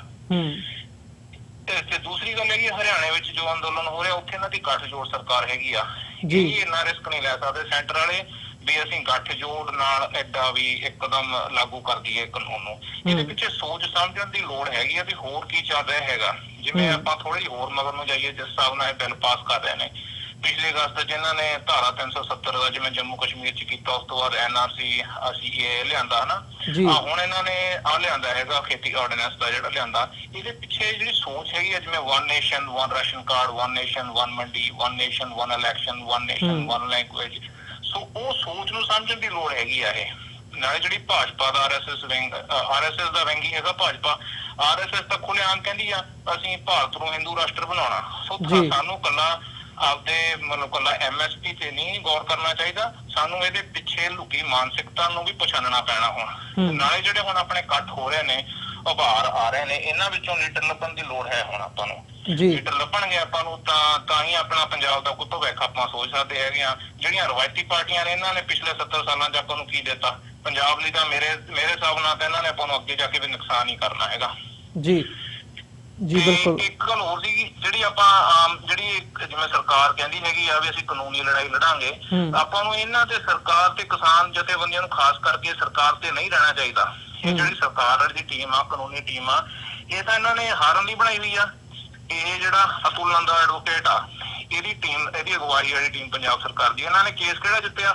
ਸਾਰੇ ਕੇਸ ਇਹਨਾਂ ਨੇ ਹਾਰੇ ਨੇ। ਪੰਜਾਬ ਦੇ ਜਿੰਨੇ ਪੌਣੇ 4 ਸਾਲਾਂ 'ਚ ਸਾਰੇ ਕੇਸ ਹਾਰ ਚੁੱਕੇ ਨੇ। ਇਹ ਕਿਹੜਾ ਮੁੱਦਾ ਇਹਨਾਂ ਨੇ ਚਲਾਇਆ? ਗੁਰੂ ਗ੍ਰੰਥ ਸਾਹਿਬ ਦੀ ਬੇਅਦਬੀ ਵਾਲਾ ਮਾਮਲਾ ਲਾ ਲਓ, ਚਿੱਟੇ ਦਾ ਮਾਮਲਾ ਲਾ ਲਓ, ਸੈਣੀ ਵਾਲਾ ਮਾਮਲਾ ਲਾ ਲਓ। ਸੋ ਇਹ ਤਾਂ ਇਹਨਾਂ ਨੂੰ ਮੂਹਰੇ ਲਾ ਕੇ ਤਾਂ ਇੱਕ ਤਰ੍ਹਾਂ ਨਾਲ ਇਹਨਾਂ ਨੂੰ ਸੰਘਰਸ਼ ਨੂੰ ਠੱਡੇ ਪਾਉਣ ਵਾਲੀ ਗੱਲ ਆ। ਤੋਂ ਮੈਂ ਤਾਂ ਆਪਦੇ ਕਿਸਾਨ ਭਰਾਵਾਂ ਨੂੰ, ਸਾਰਿਆਂ ਨੂੰ, ਪੰਜਾਬ ਵਾਸੀਆਂ ਨੂੰ ਇਹੀ ਕਹੂੰਗਾ ਵੀ ਆਪਦੀ ਕੋਈ ਕਾਨੂੰਨੀ ਟੀਮ ਤਿਆਰ ਕਰੋ ਜੇ ਕੋਈ ਤੁਸੀਂ ਕਾਨੂੰਨੀ ਫਾਈਟ ਕਰਨੀ ਹੈਗੀ ਆ। ਧੰਨਵਾਦ ਜੀ, ਬਹੁਤ ਬਹੁਤ ਧੰਨਵਾਦ ਜੀ ਕਾਲ ਕਰਨ ਲਈ। ਵਾਹਿਗੁਰੂ ਜੀ ਕੀ ਫਤਿਹ ਜੀ। ਹਾਂਜੀ ਪਰਮਜੀਤ ਸਿੰਘ ਜੀ, ਜਿਹੜੇ ਨੁਕਤੇ ਉਠਾਏ ਆ, ਜਿੱਥੇ ਇੱਕ ਪਾਸੇ ਲੀਡਰਸ਼ਿਪ ਦੀ ਗੱਲ ਕੀਤੀ ਆ, ਉੱਥੇ ਪਾਸੇ ਇਸ ਗੱਲ ਤੇ ਐਮਫਸਾਈਜ਼ ਕੀਤਾ ਵੀ ਕੱਲੇ ਇਸ ਇਸ਼ੂ ਨੂੰ ਪੰਜਾਬ ਦੇ ਇਸ਼ੂਆਂ ਨਾਲ ਜੋੜ ਕੇ ਬ੍ਰੌਡਰ ਕੰਟੈਕਸਟ ਦੇ ਵਿੱਚ ਜਦੋਂ ਅਸੀਂ ਦੇਖਦੇ ਹਾਂ ਤੇ ਇਹਦੇ ਪਿੱਛੇ ਮਾਨਸਿਕਤਾ ਜਾਂ ਸੋਚ ਕਿਹੜੀ ਕੰਮ ਕਰ ਰਹੀ ਹੈ, ਉਹਨੂੰ ਸਮਝਣ ਦੀ ਵੀ ਇੱਥੇ ਬਹੁਤ ਵੱਡੀ ਲੋੜ ਹੈ। ਬਿਲਕੁਲ, ਜਿਸ ਤਰ੍ਹਾਂ ਇਹਨਾਂ ਨੇ ਉਹ ਇੰਟਰਵਿਊ ਦਾ ਵੀ ਜ਼ਿਕਰ ਕੀਤਾ ਆ, ਠੀਕ ਆ ਇਹ ਗੱਲ, ਮਤਲਬ ਨੇਸ਼ਨ ਸਟੇਟ ਦਾ ਜਿਹੜਾ ਅਮਲ ਹੈਗਾ ਆ ਉਹ ਇਹਦਾ ਇੱਕ ਹਿੱਸਾ ਹੈਗਾ। ਜਿਵੇਂ ਆਪਾਂ ਆਪਣੀ ਗੱਲ ਦੀ ਸ਼ੁਰੂਆਤ ਦੇ ਵਿੱਚ ਵੀ ਕੀਤਾ ਸੀਗਾ ਕਿ ਬੇਸਿਕਲੀ 4 ਐਲੀਮੈਂਟਸ ਹੈਗੇ ਆ। ਇੱਕ ਇੰਪੀਰੀਅਲਿਜ਼ਮ ਦਾ ਆ, ਸਾਮਰਾਜਵਾਦੀ ਢਾਂਚੇ ਦਾ ਆ, ਦੂਜਾ ਨੇਸ਼ਨ ਸਟੇਟ ਦੇ ਅਮਲ ਦਾ ਆ ਜਿਹਦੇ ਤਹਿਤ ਇਕਸਾਰਤਾ ਲਿਆਉਣ ਦੀ ਕੋਸ਼ਿਸ਼ ਕੀਤੀ ਜਾ ਰਹੀ, ਤੀਜਾ ਵਿਪਰ ਸਾਮਰਾਜ ਦਾ ਆ, ਤੇ ਚੌਥਾ ਕੈਪੀਟਲਿਸਟ ਇਕਨੋਮਿਕ ਮਾਡਲ ਜਿਹੜਾ ਹੈਗਾ, ਪੂੰਜੀਵਾਦੀ ਆਰਥਿਕ ਪ੍ਰਬੰਧ ਹੈ, ਉਹਦੀ ਗੱਲ ਹੈਗੀ ਆ। ਸੋ ਇਹਨਾਂ ਚਾਰਾਂ ਦੇ ਬਲੈਂਡਡ ਮਿਕਸ ਦੇ ਵਿੱਚੋਂ ਦਿੱਲੀ ਤਖਤ ਦੀ ਕਹਿ ਲਓ ਕਿ ਉਹਦੀ ਪੂਰੀ ਤਾਸੀਰ ਜਿਹੜੀ ਆ ਉਹ ਬਣਦੀ ਆ, ਔਰ ਉਹਦੇ ਨਤੀਜੇ ਦੇ ਵਜੋਂ ਹੀ ਇਹ ਵਾਪਰ ਰਿਹਾ। ਇਹ ਗੱਲ ਇਹਨਾਂ ਦੀ ਦਰੁਸਤ ਹੈ। ਔਰ ਦੂਜਾ ਇਹ ਹੈ ਕਿ ਅਸਲ ਦੇ ਵਿੱਚ ਜਿੱਦਾਂ ਆਪਾਂ ਪਹਿਲਾਂ ਵੀ ਗੱਲ ਕੀਤੀ ਸੀਗੀ, ਭਾਈ ਸਾਹਿਬ ਨੇ ਜ਼ਿਕਰ ਕੀਤਾ ਸੀਗਾ ਸਿਆਸੀ ਪਾਰਟੀਆਂ ਦਾ, ਉਦੋਂ ਵੀ ਆਪਾਂ ਕਿਹਾ ਸੀ ਕਿ ਇਹ ਉਹਨਾਂ ਨੂੰ ਪਤਾ ਆ ਕਿ ਡਿਫਾਈਨਡ ਜਾਂ ਹੱਦਾਂ ਕਿਹੜੀਆਂ ਨੇ ਸੂਬੇਦਾਰੀ ਦੀਆਂ ਬੁਨਿਆਦੀ ਸ਼ਰਤਾਂ ਕੀ ਨੇ। ਇਸੇ ਕਰਕੇ ਅਮਰਿੰਦਰ ਸਿੰਘ ਜਿਹੜੀਆਂ ਸਟੇਟਮੈਂਟਾਂ ਦੇ ਰਹੇ, ਜਾਂ ਸੁਖਬੀਰ ਹੋਣੀ ਜਿਹੜੇ ਚੰਡੀਗੜ੍ਹ ਨੂੰ ਜਾ ਰਹੇ ਆ, ਸੁਖਬੀਰ ਹੋਣਾ ਨੂੰ ਇਸ ਗੱਲ ਦਾ ਪਤਾ ਆ ਕਿ ਭਾਈ ਹੁਕਮਰਾਨ ਦੇ ਖਿਲਾਫ ਨਹੀਂ ਜਾਣਾ, ਸੂਬੇਦਾਰ ਦੇ ਖਿਲਾਫ ਜਾਓ, ਤਾਂ ਕਿ ਇਹ ਦਾਅਵਾ ਪੇਸ਼ ਹੋਵੇ ਕਿ ਅਗਲੇ ਸੂਬੇਦਾਰ ਅਸੀਂ ਬਣਨਾ ਆ। ਇਸ ਕਰਕੇ ਉਹ ਦਿੱਲੀ ਨੂੰ ਨਹੀਂ ਜਾਂਦੇ, ਉਹ ਚੰਡੀਗੜ੍ਹ ਨੂੰ ਜਾਂਦੇ ਆ। ਦੂਸਰੀ ਜਿਹੜੀ ਗੱਲ ਹੈ ਅਮਰਿੰਦਰ ਸਿੰਘ ਦੀ, ਉਹ ਇਹ ਆ ਕਿ ਉਹ ਕਦੀ ਵੀ ਇਹ ਗੱਲ ਨਹੀਂ ਕਹੂਗਾ ਕਿ ਇਹ ਸਿਆਸੀ ਮਸਲਾ ਆ ਜੀ, ਕਿਉਂਕਿ ਜੇ ਉਹ ਸਿਆਸੀ ਮਸਲਾ ਕਹੇ ਤੇ ਉਸ ਸਿਆਸੀ ਪ੍ਰਬੰਧ ਦੇ ਤਹਿਤ ਪਾਵਰ ਇੰਜੋਏ ਕਿੱਦਾਂ ਕਰੂਗਾ? ਜੇ ਉਹ ਕਹੇ ਸਿਆਸੀ ਮਸਲਾ, ਫਿਰ ਤਾਂ ਸਟਰਗਲ ਕਰਨੀ ਪੈਣੀ ਹੈ। ਸਟਰਗਲ ਕਰਨੀ ਨਹੀਂ, ਕਿਉਂਕਿ ਪਾਵਰ ਇੰਜੋਏ ਕਰਨੀ ਹੈ। ਸੋ ਇਸੇ ਕਰਕੇ ਉਹ ਹਮੇਸ਼ਾ ਮਾਮਲੇ ਨੂੰ ਸਿਆਸੀ ਦੇ ਵਿੱਚੋਂ ਕੱਢ ਕੇ ਕਾਨੂੰਨੀ ਦੇ ਵਿੱਚ ਲੈ ਕੇ ਜਾਣਗੇ। ਉਹਦੇ ਚ ਕੀ ਬਣਦਾ ਆ ਉਹ ਮੇਰੇ ਖਿਆਲ ਇਹਨਾਂ ਨੇ ਬਿਹਤਰ ਗੱਲ ਜਿਹੜੀ ਆ ਉਹ ਦੱਸ ਹੀ ਦਿੱਤੀ ਆ। ਭੱਜਣ ਦੇ ਰਾਹ ਵੀ ਆਪਣੇ ਜਿਹੜੇ ਆ ਉਹ ਬਰਕਰਾਰ ਰੱਖਦੇ ਨੇ। ਹੁਣ ਅੱਜ ਤਾਂ ਬਹੁਤ ਮਤਲਬ ਜਿੱਦਾਂ 2004 ਚ ਕਾਨੂੰਨ ਪਾਸ ਕੀਤਾ ਪਾਣੀਆਂ ਦਾ, ਸਾਰੇ ਹੱਕ ਜਿਹੜੇ ਆ ਉਹ ਹੱਥ ਵੱਢ ਕੇ ਪੰਜਾਬ ਦੇ ਸੈਂਟਰ ਨੂੰ ਦੇ ਦਿੱਤੇ ਤੇ ਪਾਣੀਆਂ ਦੇ ਰਾਖੇ ਬਣਨ ਦੀ ਫੀਤੀ ਮੋਢੇ ਤੇ ਲਾ ਕੇ ਘੁੰਮਦੇ ਰਹੇ, ਔਰ ਲੋਕੀ ਮੰਨੀ ਜਾਂਦੇ ਆ ਕਿ ਹਾਂ ਮਤਲਬ ਇਹ ਪਾਣੀਆਂ ਦੇ ਰਾਖੇ ਸੀਗੇ। ਬਿਲਕੁਲ ਉਹੀ ਗੱਲ ਹੁਣ ਵਾਪਰ ਰਹੀ। ਜਿਸ ਤਰ੍ਹਾਂ ISI ਵਾਲਾ ਬਿਆਨ ਦਿੱਤਾ ਕਿ ISI ਕਿਸਾਨੀ ਸੰਘਰਸ਼ ਨੂੰ ਯੂਟਿਲਾਈਜ਼ ਕਰ ਸਕਦੀ, ਇਹ ਸਭ ਭੱਜਣ ਦੇ ਰਾਹ ਵੀ ਆਪਣੇ ਜਿਹੜੇ ਆ ਉਹ ਨਾਲੋਂ ਨਾਲ ਰੱਖਦੇ ਆ। ਇਹ ਗੱਲ ਠੀਕ ਹੈ, ਇਹਨਾਂ ਤੋਂ ਉਮੀਦ ਜਿਹੜੀ ਉਹ ਨਹੀਂ ਹੈ। ਹਾਂਜੀ ਜੀ, ਸਾਡੇ ਨਾਲ ਕਾਲਰ ਇੱਕ ਹੋਰ ਜੁੜਿਆ। ਹਾਂਜੀ ਭਾਈ ਸਾਹਿਬ, ਤੁਹਾਡਾ ਸਵਾਗਤ ਹੈ ਜੀ। ਪਹਿਲਾਂ ਦੋਨੋਂ ਵੀਰਾਂ ਨੂੰ ਵਾਹਿਗੁਰੂ ਜੀ ਕਾ ਖਾਲਸਾ, ਵਾਹਿਗੁਰੂ ਜੀ ਕੀ ਫਤਿਹ ਜੀ। ਭਾਜੀ ਮੇਰਾ ਕੁਐਸਚਨ ਬਹੁਤ ਸਿੰਪਲ ਆ ਤੇ ਇਹ ਫੀਲ ਹੋ ਰਿਹਾ ਜਿੱਦਾਂ ਕਿ ਸਿੱਖ ਕੌਮ ਦੇ ਪੈਰਾਂ ਥੱਲਿਓਂ ਕਾਰਪੋਰੇਟ ਘਰਾਣੇ ਲਿਆ ਕੇ ਜ਼ਮੀਨ ਪੰਜਾਬ ਦੀ ਧਰਤੀ ਖੋਹਣ ਦੀ ਤਿਆਰੀ ਹੋ ਰਹੀ ਆ ਜੀ। ਤੇ ਇਹ ਕਿਉਂਕਿ ਜਿੰਨਾ ਵੀ ਇਹ ਕਾਰਪੋਰੇਟ ਘਰਾਣੇ ਨੇ, ਵੱਡੇ ਘਰਾਣੇ ਨੇ, ਜੇ ਆਪਾਂ ਇਹਨਾਂ ਨੂੰ ਦੇਖੀਏ, ਇਹਨਾਂ ਦੇ ਜੋ ਬਾਹਰਲੇ ਦੇਸ਼ਾਂ ਤੋਂ ਇਹ ਕੰਟੀਨਿਊ ਲੋਨ ਲੈ ਰਹੇ ਨੇ, ਲੋਨ ਲੈ ਕੇ ਆਪਣੇ ਇੰਡੀਆ ਦੇ ਵਿੱਚ ਕਦੇ ਟ੍ਰੇਨਾਂ ਲੈ ਲਈਆਂ, ਕਦੇ ਕੁਛ ਲੈ ਲਿਆ, ਕਦੇ ਕੁਛ ਲੈ ਲਿਆ। ਇਹ ਸਾਰੇ ਕੁਛ ਨੂੰ ਟੇਕ ਓਵਰ ਕਰ ਰਹੇ ਨੇ ਕਿ ਪੰਜਾਬ ਵਾਸਤੇ ਇਹ ਜਿਵੇਂ ਕਸ਼ਮੀਰ ਦਾ ਹੋਇਆ, ਇਹ ਪੰਜਾਬ ਵਾਸਤੇ ਕੋਈ ਸਪੈਸ਼ਲ ਸਟ੍ਰੈਟਜੀ ਆ ਜੋ ਪਿੱਛੇ ਕੰਮ ਕਰ ਰਹੀ ਆ ਕਿ ਸਿੱਖ ਕੌਮ ਨੂੰ ਇੱਕ ਪੰਜਾਬ ਜੋ ਬੇਕਰੀ ਕਰਨ ਦਾ ਜੋ ਇਹਨਾਂ ਨੇ ਜੋ ਬਿਹਾਰ ਚ ਜਾਂ ਹੋਰ ਆਪਾਂ ਪਾਸੇ ਦੇਖ ਰਹੇ ਹਾਂ ਕਿੱਦਾਂ ਇਹ ਜਾਤੀਵਾਦ ਦੇ ਆਧਾਰ ਤੇ ਵੀ ਆਪਾਂ ਵੇਖ ਰਹੇ ਹਾਂ ਕਿ ਸਿੱਖ ਕੌਮ ਦੇ ਪੈਰਾਂ ਥੱਲੇ ਜ਼ਮੀਨ ਇੱਕ ਕੱਢਣ ਦਾ ਇਹ ਇਹਨਾਂ ਨੇ ਮਨਸੂਬਾ ਜਿਹੜਾ ਉਹ ਤਿਆਰ ਕੀਤਾ। ਹੋਰ ਇਦੋਂ ਕੋਈ ਫਾਇਦਾ ਕਿਸਾਨਾਂ ਦਾ ਜਾਂ ਹੋਰ ਇਹਦੇ ਵਿੱਚ ਮੈਨੂੰ ਕੋਈ ਵੀ ਗੱਲ ਨਹੀਂ ਲੱਗਦੀ। ਵਾਹਿਗੁਰੂ ਜੀ ਕਾ ਖਾਲਸਾ, ਵਾਹਿਗੁਰੂ ਜੀ ਕੀ ਫਤਿਹ ਜੀ। ਜੀ ਅਮਰਿੰਦਰ ਸਿੰਘ ਹੋਰਾਂ ਨੇ ਵੀ ਗੱਲ ਇਹੀ ਕੀਤੀ ਹੈ ਜਿਹੜੀ ਪਹਿਲਾਂ ਸਾਡੇ ਸੱਜਣ ਕਰਕੇ ਗਏ ਆ ਕਿ ਇਹਦੇ ਪਿੱਛੇ ਜਿਹੜੀ ਨੀਤੀ ਹੈ ਉਹ ਕਿਤੇ ਨਾ ਕਿਤੇ ਜਿਹੜੀ ਸਟੇਟ ਤੇ ਸੈਂਟਰ ਦੀ ਲੜਾਈ ਹੈ, ਜਾਂ ਜਿਵੇਂ ਪਹਿਲਾਂ ਤੁਸੀਂ ਵੀ ਜ਼ਿਕਰ ਕੀਤਾ ਵੀ ਇਹ ਸਟੇਟ ਸਬਜੈਕਟ ਹੈ ਫਾਰਮਿੰਗ ਦਾ, ਐਜੂਕੇਸ਼ਨ ਦਾ, ਪੰਜਾਬ ਦੇ ਪਾਣੀਆਂ ਦਾ, ਪਰ ਹੁਣ ਜਿਹੜਾ ਹੈ ਉਹ ਸਾਰਾ ਕੁਝ ਹੀ ਕੇਂਦਰ ਨੇ ਆਪਣੇ ਕੰਟਰੋਲ ਦੇ ਵਿੱਚ ਲੈ ਲਿਆ ਤੇ ਗੱਲ ਉਸ ਪਾਸੇ ਵੱਲ ਜਾ ਰਹੀ ਹੈ ਵੀ ਉਹੀ ਤੁਹਾਨੂੰ ਦੱਸਣਗੇ ਕਿ ਤੁਸੀਂ ਕੀ ਕਰਨਾ। ਤੁਸੀਂ ਨਾ ਆਪਣੇ ਹੱਕ ਮੰਗ ਸਕਦੇ ਹੋ, ਨਾ ਆਪਣੇ ਆਵਾਜ਼ ਚੁੱਕ ਸਕਦੇ ਹੋ, ਤੇ ਜਿਹੜੇ ਬੰਦੇ ਆਵਾਜ਼ ਚੁੱਕਦੇ ਵੀ ਹੈ ਕੇਂਦਰ ਦੀ ਉਹੀ ਨੀਤੀ ਹੈ ਹੁਣ ਜਿਹੜੀ ਪਿਛਲੇ ਸਮੇਂ ਦੇ ਵਿੱਚ, ਪਿਛਲੇ ਮਹੀਨਿਆਂ ਦੇ ਵਿੱਚ ਉਹ ਪੰਜਾਬ ਦਾ ਜ਼ਿਕਰ ਹੋਵੇ, UAPA ਦੇ ਤਹਿਤ ਜਿਹੜੇ ਮਾਮਲੇ ਨੇ ਦਰਜ ਕੀਤੇ ਗਏ ਨੇ, ਉਹੀ ਗੱਲ ਹੁਣ ਜਿਹੜੇ ਦਿੱਲੀ ਦੇ ਵਿੱਚ NTCA ਪ੍ਰੋਟੈਸਟ ਹੋਏ ਨੇ ਉੱਥੇ ਵੀ ਦੇਖਣ ਨੂੰ ਮਿਲ ਰਹੀ ਹੈ ਕਿਵੇਂ ਸੈਡੀਸ਼ਨ ਤੱਕ ਦੇ ਜਿਹੜੇ ਕੇਸਿਸ ਨੇ ਉਹ ਰਜਿਸਟਰ ਕੀਤੇ ਜਾ ਰਹੇ ਨੇ ਵੀ ਬੰਦਾ ਆਪਣੇ ਹੱਕਾਂ ਦੀ ਆਵਾਜ਼ ਬੁਲੰਦ ਤੱਕ ਨਹੀਂ ਕਰ ਸਕਦਾ। ਇਦਾਂ ਦਾ ਸਿਸਟਮ ਜਿਹੜਾ ਹੈ ਉਹ ਬਣਦਾ ਜਾ ਰਿਹਾ ਹੈ ਜਾਂ ਬਣ ਚੁੱਕਿਆ ਇਹ ਕਹਿ ਲਿਆ ਜਾਵੇ।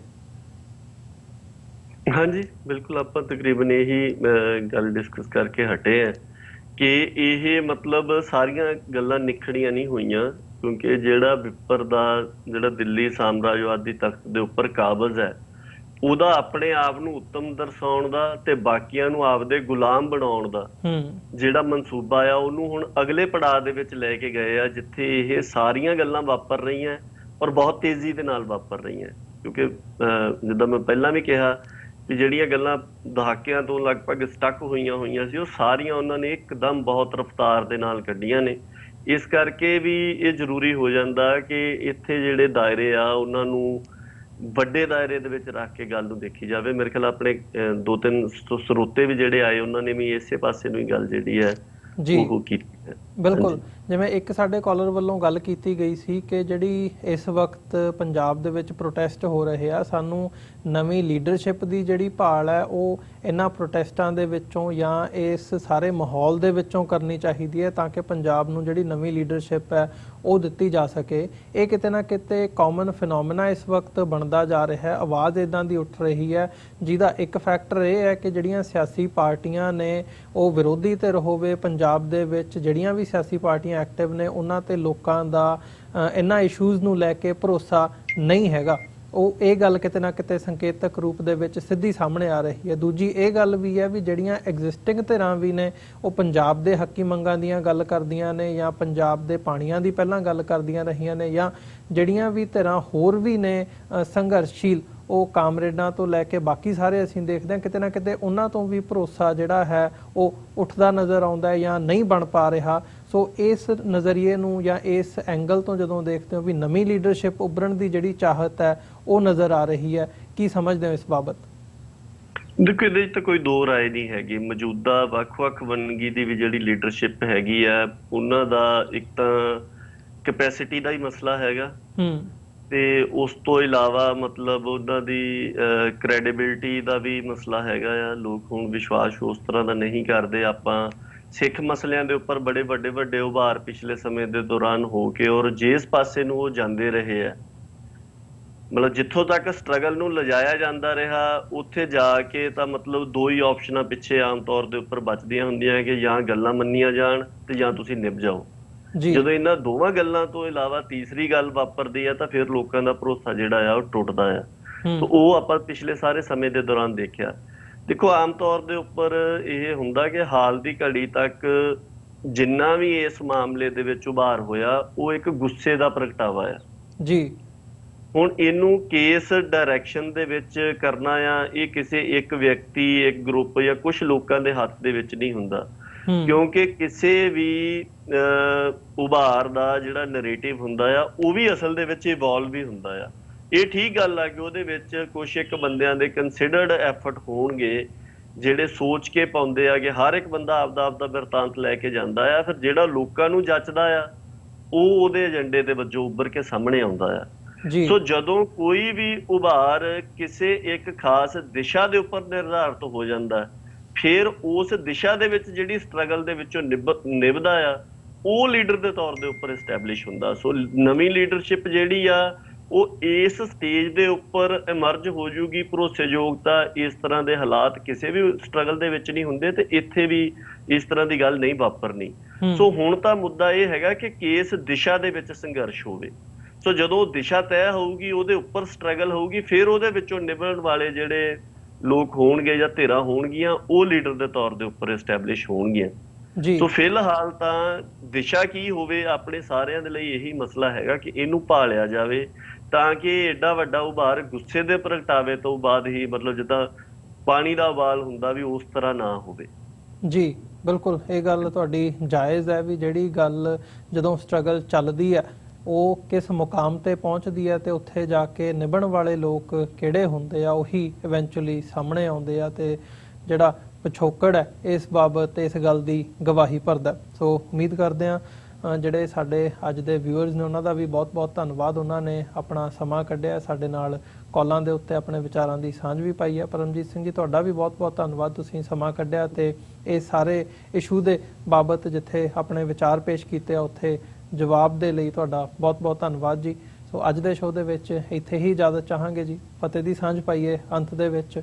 ਵਾਹਿਗੁਰੂ ਜੀ ਕਾ ਖਾਲਸਾ, ਵਾਹਿਗੁਰੂ ਜੀ ਕੀ ਫਤਿਹ ਜੀ। ਵਾਹਿਗੁਰੂ ਜੀ ਕਾ ਖਾਲਸਾ, ਵਾਹਿਗੁਰੂ ਜੀ ਕੀ ਫਤਿਹ ਜੀ। ਵਿਊਅਰਸ, ਉਮੀਦ ਕਰਦੇ ਹਾਂ ਜਿਹੜੀ ਅੱਜ ਦੀ ਸਾਡੀ ਇਹ ਵਿਚਾਰ ਚਰਚਾ ਸੀ ਤੁਹਾਨੂੰ ਜ਼ਰੂਰ ਪਸੰਦ ਆਈ ਹੋਵੇਗੀ। ਸੋ ਇਦਾਂ ਦੇ ਹੀ ਹੋਰ ਇਸ਼ੂਜ਼ ਲੈ ਕੇ ਤੁਹਾਡੀ ਕਚਹਿਰੀ ਦੇ ਵਿੱਚ ਹਾਜ਼ਰ ਹੁੰਦੇ ਰਹਾਂਗੇ। ਅੱਜ ਦੇ ਸ਼ੋਅ ਦੇ ਵਿੱਚ ਇੱਥੇ ਹੀ ਸਾਡਾ ਜਿਹੜਾ ਸਮਾਂ ਹੈ ਉਹ ਸਮਾਪਤੀ ਦੇ ਵੱਲ ਜਾ ਰਿਹਾ ਹੈ। ਜਾਂਦੇ ਜਾਂਦੇ ਮੈਂ ਬੇਨਤੀ ਜ਼ਰੂਰ ਕਰਨੀ ਚਾਹੂੰਗਾ ਕਿ ਇਸ ਪਲੇਟਫਾਰਮ ਨੂੰ ਅੱਗੇ ਵਧਾਉਣ ਦੇ ਲਈ ਤੁਹਾਡੀ ਸਹਾਇਤਾ ਦੀ ਸਾਨੂੰ ਲੋੜ ਹੈ। TV84 ਨੂੰ ਡੋਨੇਟ ਕਰਨ ਦੇ ਲਈ ਤੁਸੀਂ ਸਾਡੀ ਵੈਬਸਾਈਟ tv84.tv ਦੇ ਉੱਤੇ ਜਾ ਕੇ ਸਾਨੂੰ ਡੋਨੇਟ ਕਰ ਸਕਦੇ ਹੋ ਤੇ ਮੰਥਲੀ ਡੋਨੇਸ਼ਨਸ ਦੇ ਲਈ ਪਲੈਜ ਕਰ ਸਕਦੇ ਹੋ। ਚੈੱਕ ਰਾਹੀਂ ਡੋਨੇਸ਼ਨਸ ਭੇਜਣ ਦੇ ਲਈ TV84 ਦੇ ਨਾਮ ਦਾ ਚੈੱਕ ਬਣਾ ਕੇ ਤੁਸੀਂ ਸਾਨੂੰ ਸਾਡੇ ਐਡਰੈਸ ਦੇ ਉੱਤੇ ਮੇਲ ਕਰ ਸਕਦੇ ਹੋ। 3601 37th ਐਵਨਿਊ, ਲੌਂਗ ਆਈਲੈਂਡ ਸਿਟੀ, ਨਿਊਯਾਰਕ 11101। ਵੈਬਸਾਈਟ ਫਿਰ ਦੱਸਦੇ ਇੱਕ ਵਾਰ, www.tv84.tv। ਕਾਲ ਰਾਹੀਂ ਵੀ ਤੁਸੀਂ ਸਾਡੇ ਨਾਲ ਸੰਪਰਕ ਕਰ ਸਕਦੇ ਹੋ। WhatsApp ਰਾਹੀਂ ਜਿਹੜਾ ਨੰਬਰ ਜਿਨ੍ਹਾਂ ਤੇ ਤੁਸੀਂ ਕਾਲ ਕੀਤੀ ਹੈ ਸ਼ੋਅ ਦੇ ਦੌਰਾਨ 5166191984।